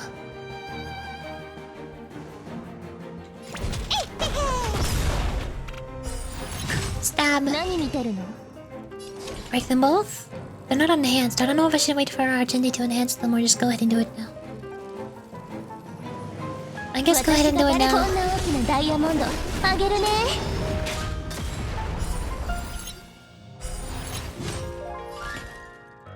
これも試練全力で来い Ow. 準備の勲章 More summons. いたずらしちゃうぞ You're enhanced. I'm gonna 私を burst 頼 you. れば心配ない Wait. I might be able to just damage Argenti. Let's see if I can do it. 1%. Oh, I won! あなたたちの本当の気持ちが分かりました負けを認めます素晴らしい実に素晴らしい本当に Oh my god, I actually beat Argenti. I mean, on easy mode. I beat Argenti on easy mode. They definitely nerfed him from the companion mission. That's for sure. なんと素晴らしい教訓なのでしょうか Beautiful, beautiful. Truly a captivating contest. It is through you that I realize, to uphold the honor of Ajula, I must further hone my skills. What a beautiful lesson indeed. 言ってください Go forth, my dear friend, beautiful miss. The audition's crown is yours to あ claim. なたたちのもの僕はここ I shall remain here, gazing from afar as you bask in the limelight, joining the audience and offering you the most heartfelt cheers and applause. 私たちにはもう We don't have much time. My fate allows us to meet again, Night of Beauty. それじゃ In that case, let's make our way to the end. 美の子に行って Penacony is really thronging with talent. I hope we make it in time. 間に合うといいんだけど一同時になパーツアップグレード Well, hello. さあ行ってく Go ださい forth. The champion's stage belongs to the both of you. Bask in the glory you deserve. Okay, we'll do.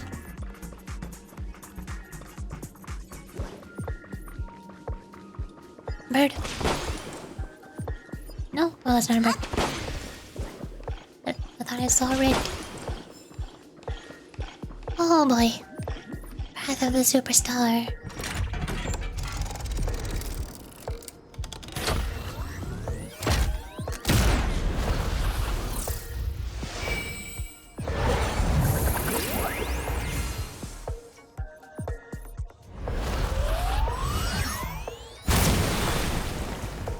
Ta-da! Hello, I'm here now. Congratulations to Yurichi and Firefly on becoming this Scorched Sand Festival's champions! We look forward to their amazing entrance in the Charmony Festival! Let's give a round of applause to our aspiring young guests!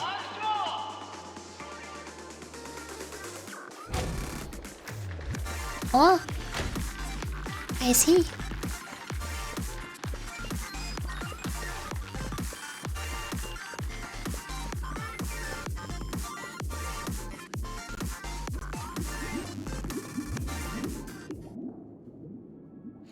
Oh boy. Congratulations to the both of you on becoming the festive superstars of this year's Harmony Festival. Before entering the Grand Theater, I, on behalf of the organizers, extend my sincere congratulations to you, wishing you joy under their radiance.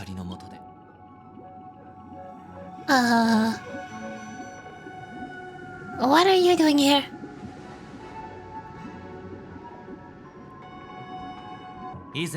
As previously promised, my sister, Mr. Young, and I have met with the Dream Master.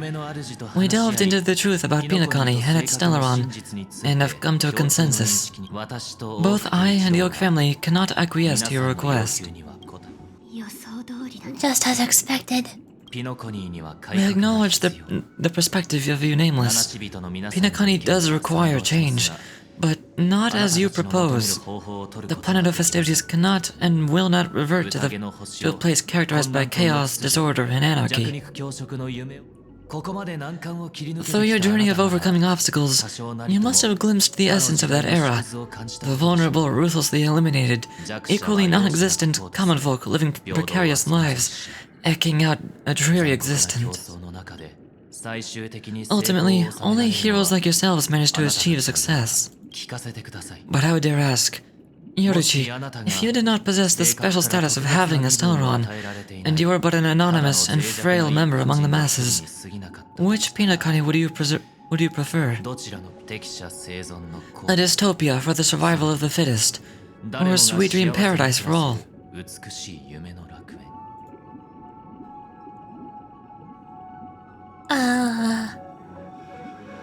I don't know. Why are you asking me?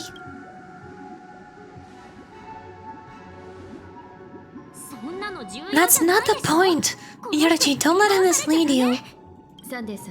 Mr. Sunday, even if the members of the Oak family can't fully agree on what to do about the Stellaron, now's not exactly the time to be holding an extensive discourse about penacony's past and future, is it? The Stellaron issue concerns the life and death of everyone on penacony. If anyone had a better suggestion, the crew is more than willing to listen. Also, it'd be best to tell us the ins and outs of the meeting. This way, we'd all at least know what Walt and Miss Robin are dealing with, and the reason why they failed to make our appointment. Navigator, that is precisely my intention. With all present, let's begin by discussing the details of that meeting. Let's talk about our tribulations and choices, our ideals and beliefs, and our final course of action, the only path to take.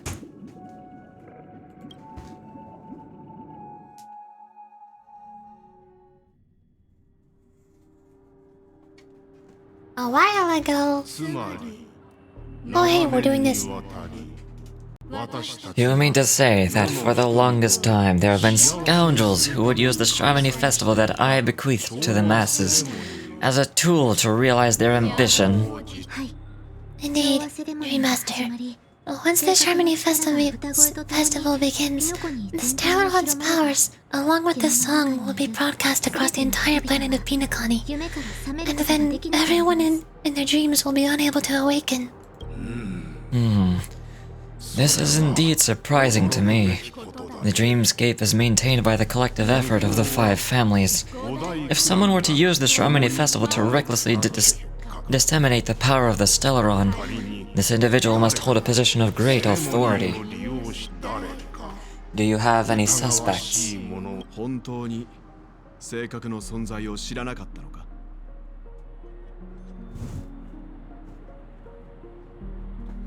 I'd like to ask, do you really not know of the Stellaron's existence? I would have never thought that this nameless would point the spear at me.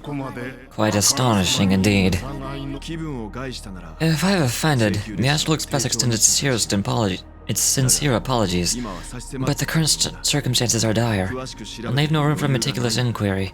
We're doing this out of concern for the Dreamscape's safety, so if you could, please alleviate our concerns. Dreammaster, it's just to prove that the Harmony Festival has nothing to do with the Stellaron. If we're being overly cautious, I'll return to the stage to offer tribute and song, just for the arrangement. Sunday, Robin. I have watched you two grow up and know your dispositions like the back of my hand.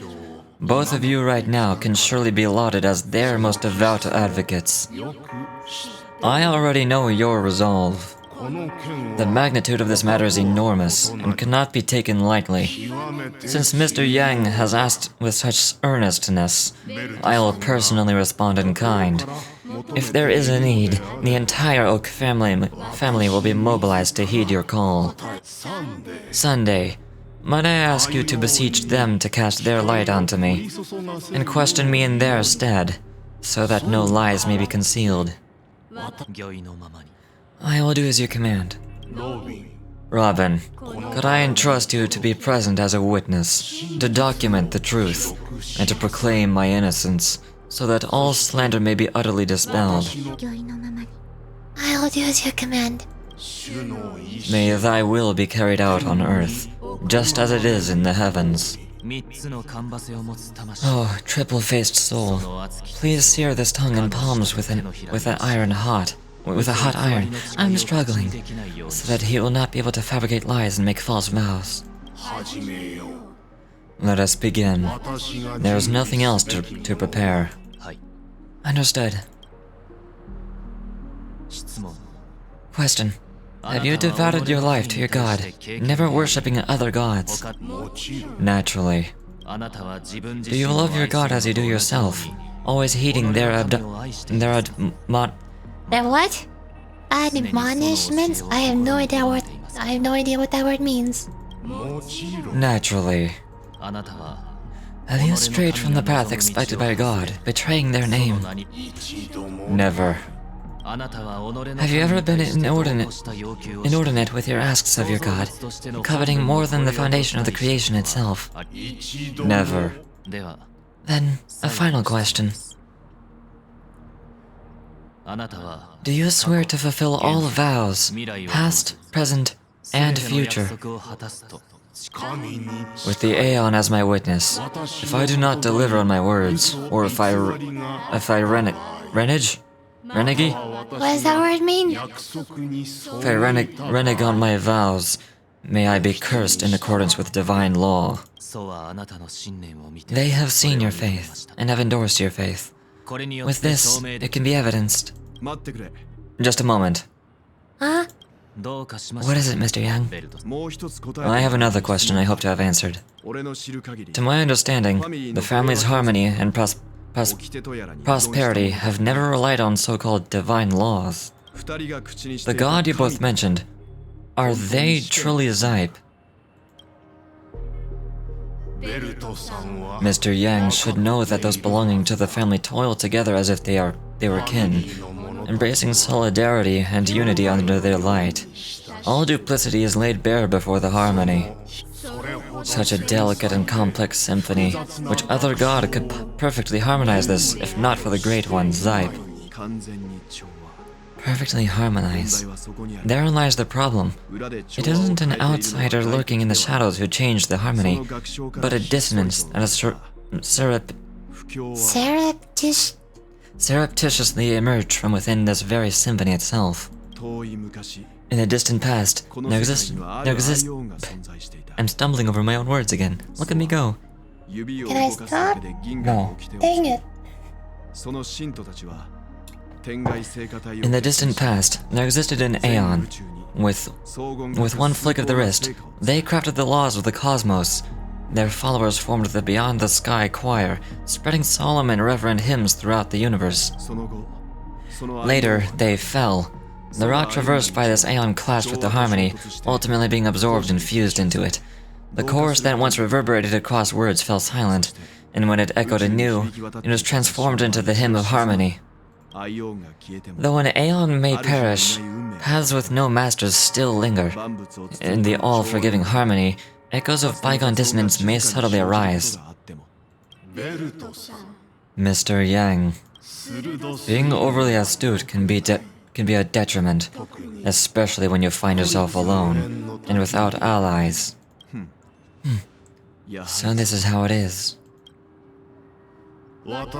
For the sake of our grand cause, Sunday, Please afford these two an opportunity to rest. なんですって。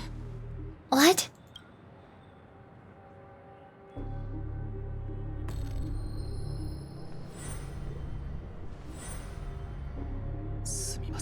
Sorry, Robin. It's just you. I do not wish for you to know this. It's a pity that things have turned out this way.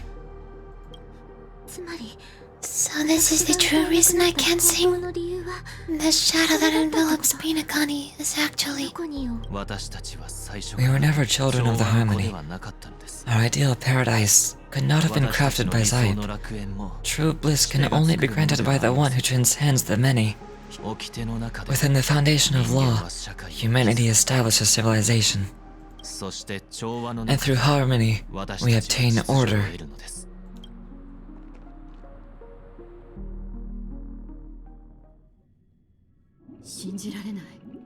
Unbelievable.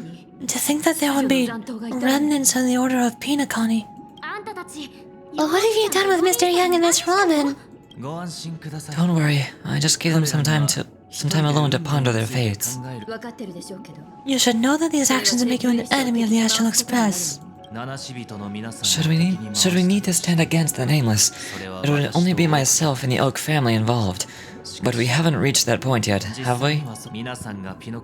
Your efforts for the justice of Penacony are evident to everyone and have been widely observed.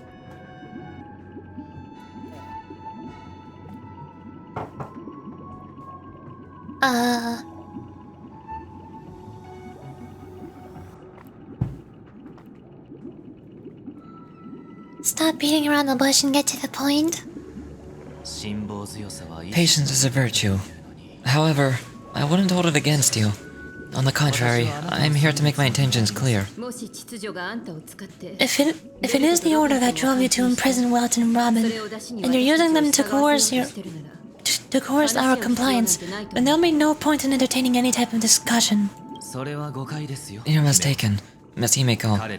They're in very safe hands, and just as the family has always proclaimed, no one can be harmed in the dreamscape, least of all in the beautiful new world belonging to the Order. Penacony and the entire universe may have witnessed far too much innocent bloodshed. The strong wield their blades against the weak, and the victors push the vanquished to the brink of life. Natural selection. The world abides by this principle, establishing the well-being of humanity atop the corpses of the downtrodden. Only we, or rather I, possess the power to put an end to this farce. あんたたち、 So you've decided to resurrect the dead, Aeon? No one's ever done such a そういうこ thing. とをなし。 If Miss Himiko is interested, let's draw back the veil and speak candidly.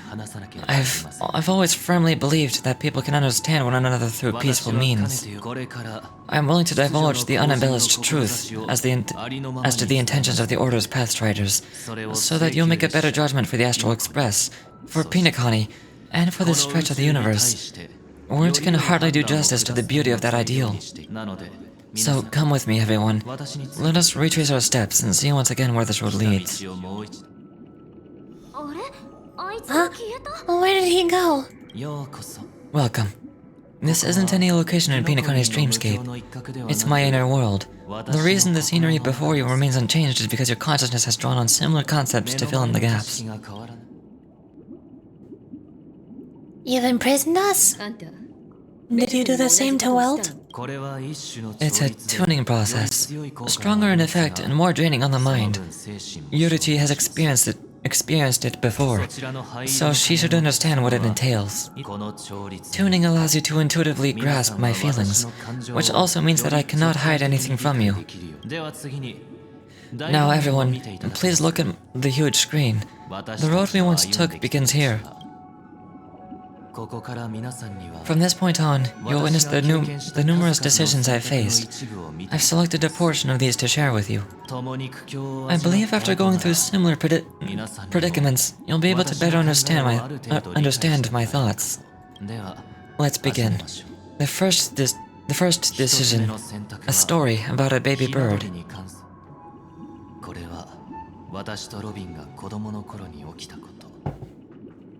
This story happened when Robin and I were very young. We were victims of the Stelron disaster, and the family's Mr. Gopher Wood, who would later become the Dream Master of Penacony, saw that we siblings had no one to turn to and took us in. Later on, Robin and I lived a time with nary a care in the world. One day, after dinner, while my younger sister and I were lounging about in Mr. Gopher Wood's yard, we spotted a fledgling Charmony dove, all on its own. That baby bird was tiny. It didn't even have all of its feathers, and it couldn't sing. When we found it, it was already on its last breath, having fallen into a shrub, probably abandoned by its parents. We decided to build a nest for it right there and then. However, thinking back, that winter was unusually cold, with fierce winds at night in the yard, not to mention the many poisonous bugs and wild beasts in the vicinity. It was clear that if we left the fledgling in the yard, it stood no chance of surviving until spring, so I suggested we take it inside, place it on the shelf by the window, and ask the adults to fashion a cage for it. We decided that when it regained its strength enough to spread its wings, that we would release it back into the wild. The tragic part, something we'd never considered, was that the bird's fate had already been determined long before this moment. Its destiny was determined by a momentary whim. Now I pass the power of choice to you all. Faced with the decision, what choice would you make? Stick to the original plan and build a nest with a soft net where the Charmony dove fell. Oh, this is a similar thing to what they did during the bartending event. Minutes within a cup. Stick to the original plan and build a nest with a soft net where the Charmony dove fell. Build a bird nest on the spot. Or build a cage for it and feed it, giving it the utmost care from within the warmth of a home. Build a cage for the little Charmony dove. I eagerly await your answer.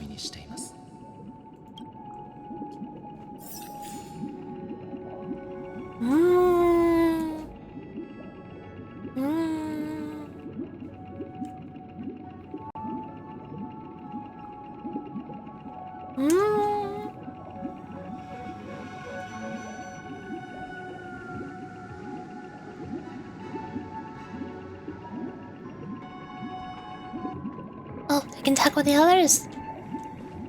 Quick, what do you think? It looks like he really has no intention of imprisoning us. If it's just a quiz, I suppose it's fine to humor him. Back to the question. I would personally choose to build a little Charmony dove to build the little Charmony dove a cage. No special reason. I do think that a fledgling should have the right to fly in the sky, but if it can't even live to that point, then there's nothing to talk about to begin with. Firefly? I assume you would build a nest. I can't decipher his intentions right now, but based solely on the question, I would probably choose to build that dove a cage. Even if he was going to release it back into the sky, it'd have to be strong enough to fly first. If I left it where I found it, I feared it'd never get the chance to fly ever again. Marge? That guy just casually throws this kind of question at us? What exactly is his deal? But fine, I'll answer, I guess. If it were me, I guess I'd choose to build a cage for the little Charmony dove. After all, leaving it there, it's bound to get hurt by wild animals or something, and that'd just be too sad.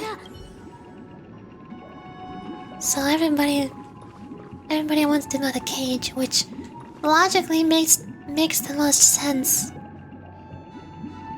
But also that's obviously not what the Harmony would do. And that's not what Robin would do. Hello? Walk of Fame. I got music. I guess build a cage. Choose nurture with care in a cage. Or build a cage for it and feed it, giving it the utmost care from within the warmth of a home. I'm happy to see that you made a choice similar to ours. If your mind is made up, let me reveal the outcome of this choice. We passionately nursed it back to health, preparing only the best food for it every day. We even preened its feathers.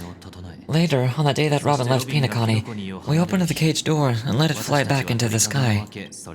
I watched it for a long while by the window, probably about 3 or so days. In those 3 long days, the little Charmony dove tried again and again to spread its wings to fly into the sky, but fell to the ground, only to keep trying.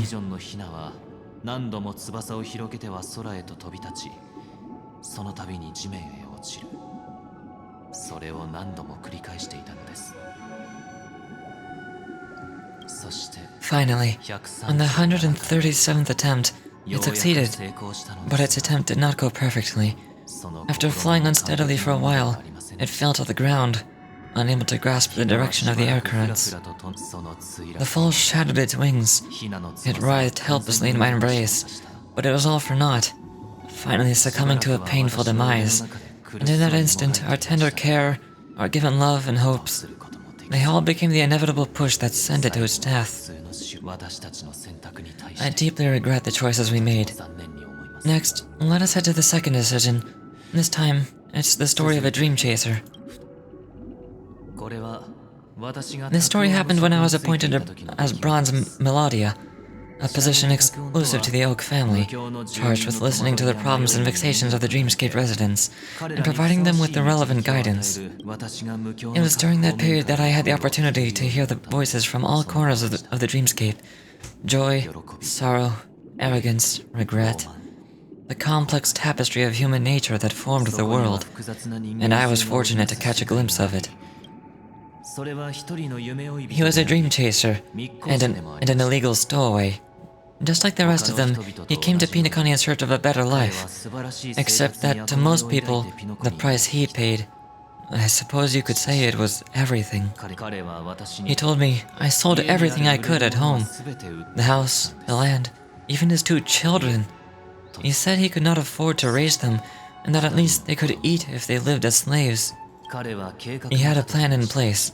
He would buy back his children once he had made his fortune, and enjoy penacony's beautiful dream with them. Alas, his plan to smuggle himself was somewhat clumsy, and he was sniffed out by those pig-headed hounds. After hearing the Dream Chaser's story, I immediately appealed to the Bloodhound family to cease their pursuit. That way, at least he could live peacefully. But I was still too naive to the ways of the world. I did not anticipate that what I thought was a kind gesture would later lead to dire consequences. I'll tell you the outcome soon. For now, I'd like you all to make a choice. Will you do as I did and try to convince the Bloodhound family to stop their pursuit, so that the Dream Chaser may live peacefully and realize his wishes?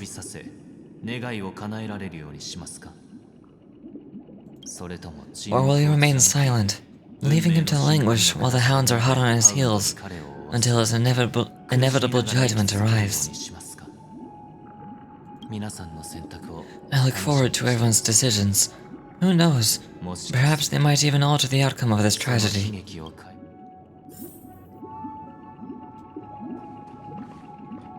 Yumiko? A dream chaser story. If I acted out of kindness, I would probably ask the Bloodhounds to stop their pursuit and lend him a hand. But what cruel repercussion would this choice result in?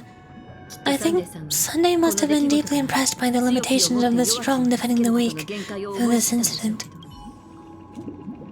Firefly?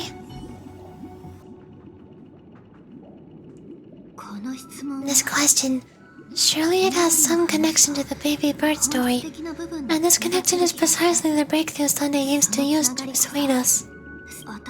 I'd probably choose to ask the Bloodhounds to cease their pursuit.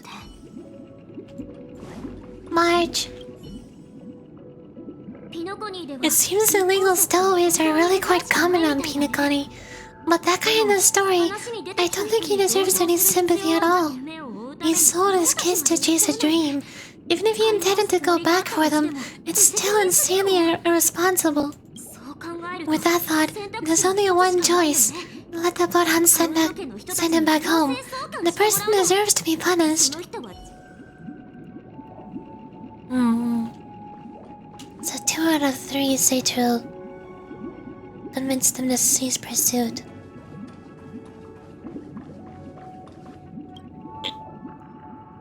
When I try to convince the Bloodhound family to stop their pursuits, and the Dream Chaser may live peacefully and realize his wishes. I wanted to witness you arriving at the same decision.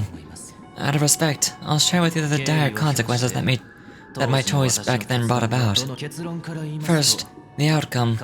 He attained major success. After avoiding capture, he ran a business for a few years, very quickly making a name for himself, elevating his status. He might not even become a tycoon like old Oti, but he was considered a character of excellent repute. Now then, did he realize the wish he set out to achieve? No. The last time I saw him was in the real world, where the hounds were going to permanently exile him, and I was the accompanying bronze Melodia. The mission was simple: listen to the criminal's repentance. He told me the reason he was in this predicament was because he conspired to usurp the head of the Alfalfa family. When I asked him about his 2 children, he instead responded with a question: what children? In the end, my heart aligned with the harmony, and the good deed I dared to undertake held no value, turning instead into a wrongdoing. It created a lamentable oppressor and countless oppressed individuals. As to your choice, I once again offer my heartfelt apologies. Next comes the third and final decision. And the story this time is my own.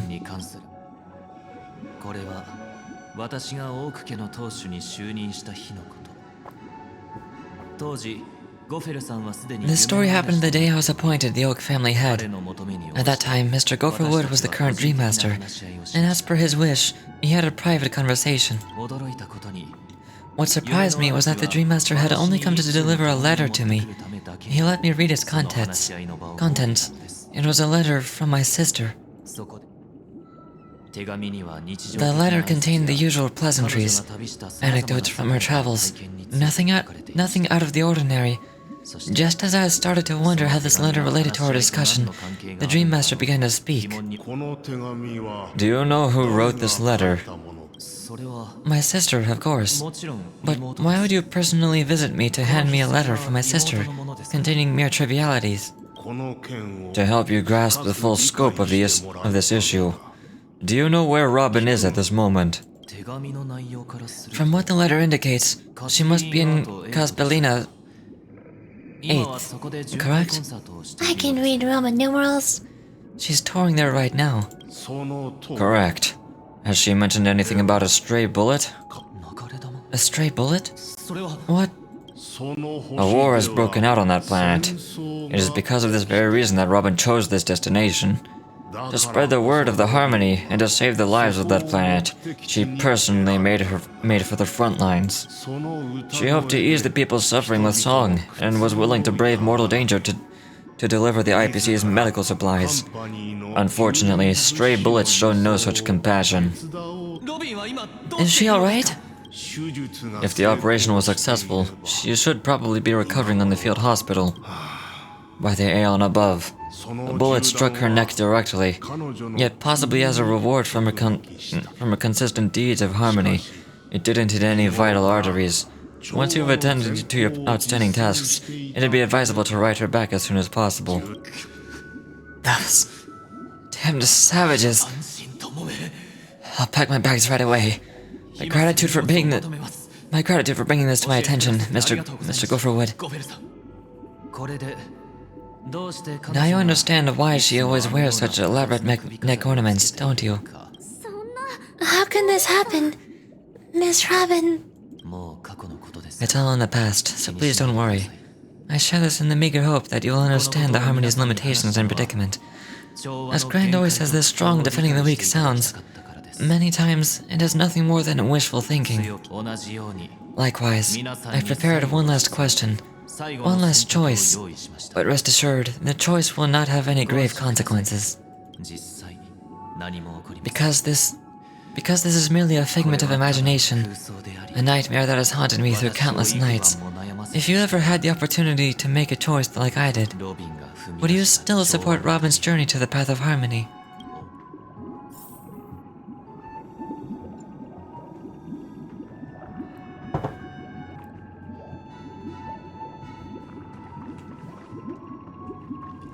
He really is asking all of these questions just to prove his point that harmony is not the best choice.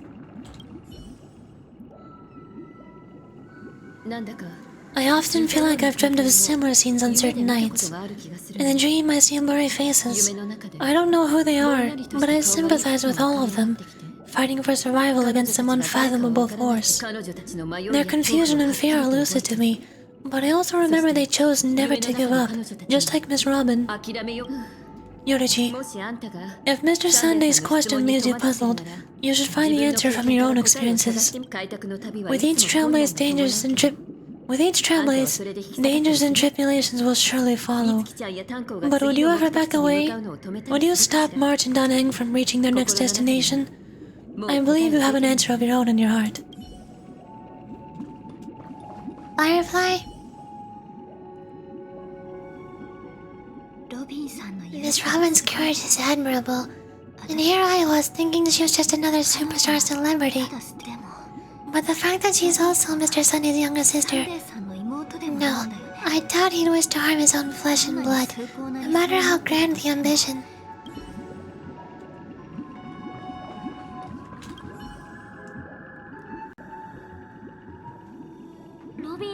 I can't believe that happened to Miss Robin. The strong defending the weak is a great mantra, but if I had to pay the price, if I had to pay such a price, I don't know what I'd do.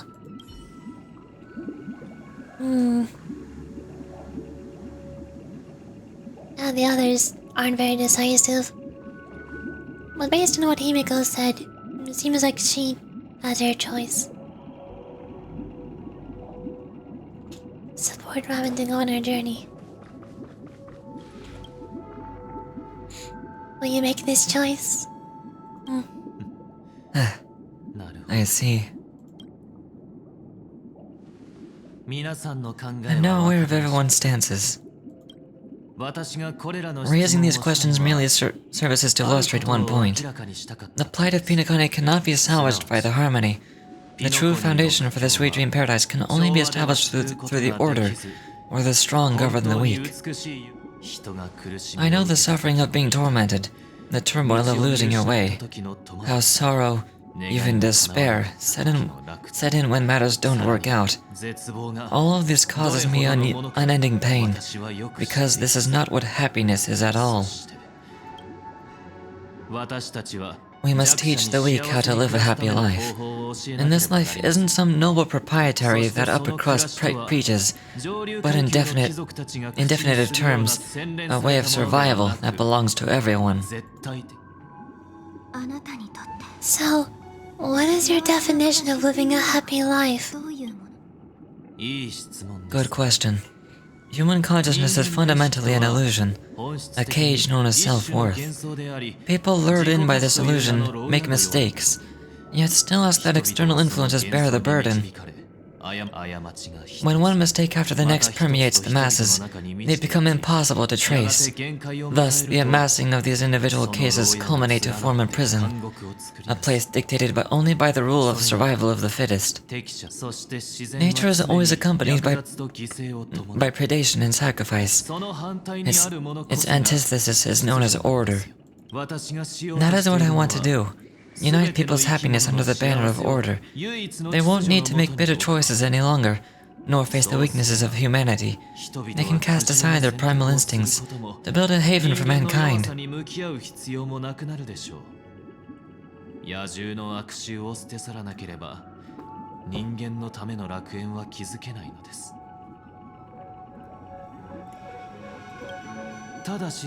Simply describing thoughts as far too abstract.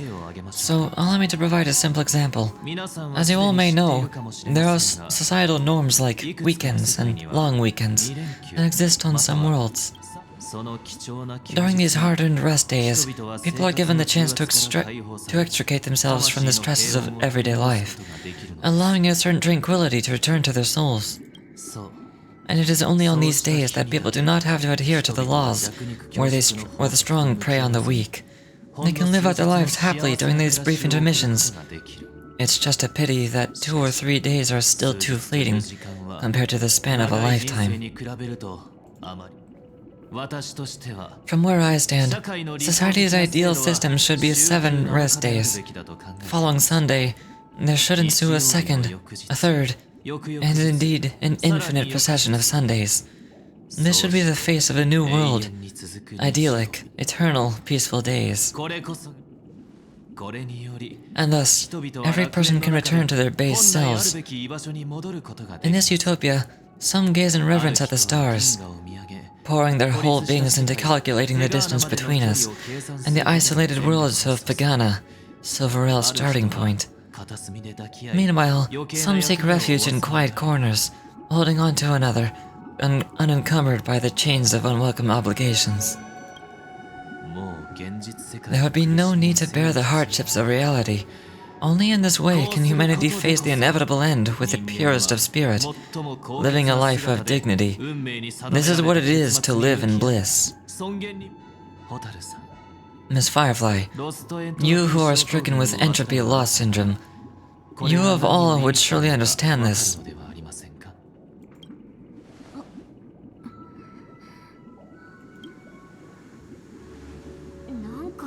It sounds like a flawless theory.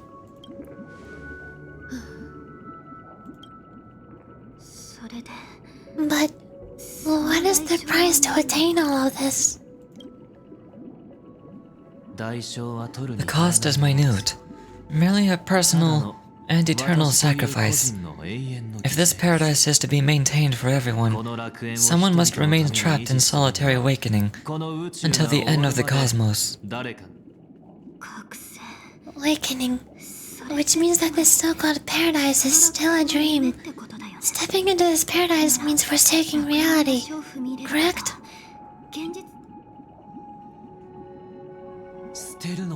It is not forsaking, but transcending. Flesh, blood, sorrow, weakness. If the physical is the root of spiritual suffering, it is only logical that we defeat it. But in this supposed bliss, people won't have defeated their demons. The chance to overcome their tribulations would be forever lost to them. In other words, it's an escape. That's another way of understanding it. But there's no shame in escape. On the contrary, the seed of escape exists in everyone's heart. Don't you agree, Miss Firefly? And as to why we sleep, it is because we are afraid to awaken from our dreams. But this is not in conflict with the grand plan. Only in acknowledging this can we truly understand the frailty of human nature, and from there show compassion and protection.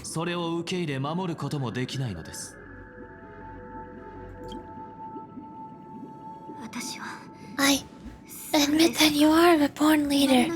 Your perspective on humanity brims with pessimism, yet you express equal compassion for all, even when your heart pities them. But unlike you, I live for the self. From my perspective, individuals making choices for themselves is their birthright. The want to escape may be innate in the weak, but whether they're weak or not, it's not up to another to decide. Perhaps in your mind, you also view me as weak.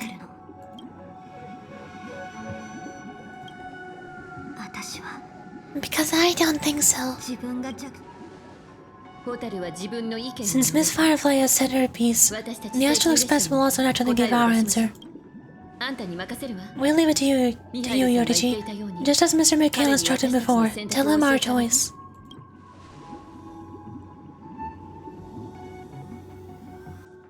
Hello?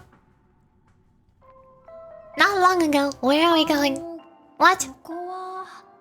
Misha? Why are we here? What is this place indeed? That's the question I'm asking now.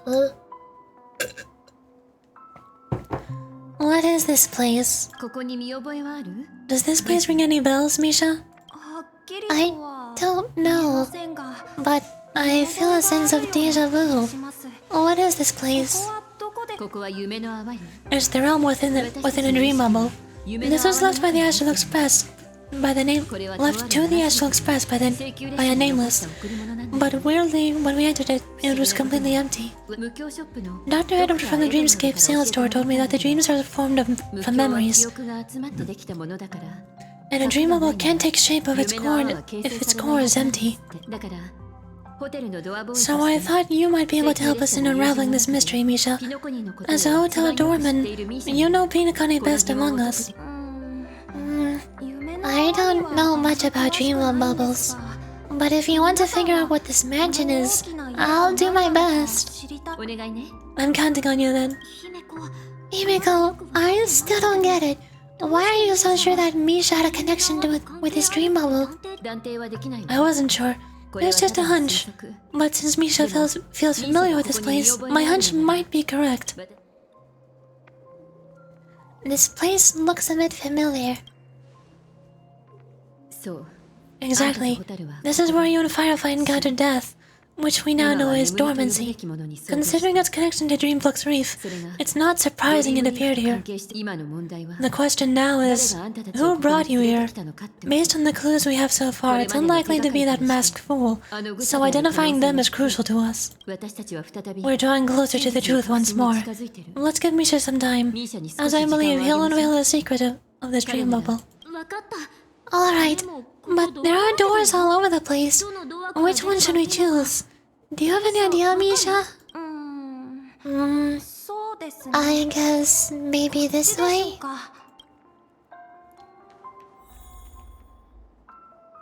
Maybe should help him recover his memories.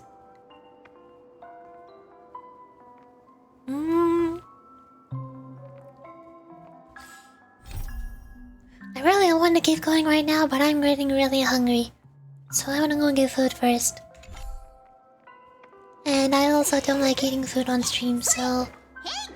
Even though it's only been 3 hours so far, I'm gonna end the stream for now. And... I'll go eat food, and then I'll start the stream again in about half an hour once I'm done eating.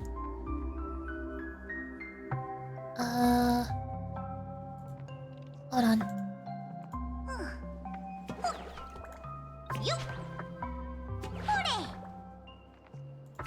Okay, yeah. I'm gonna end the stream for now and I'll be right back in about half an hour. I'm gonna go eat food, cause I have a rumbly in my tumbly and it makes me upsetty. So, bye bye! I'll be right back!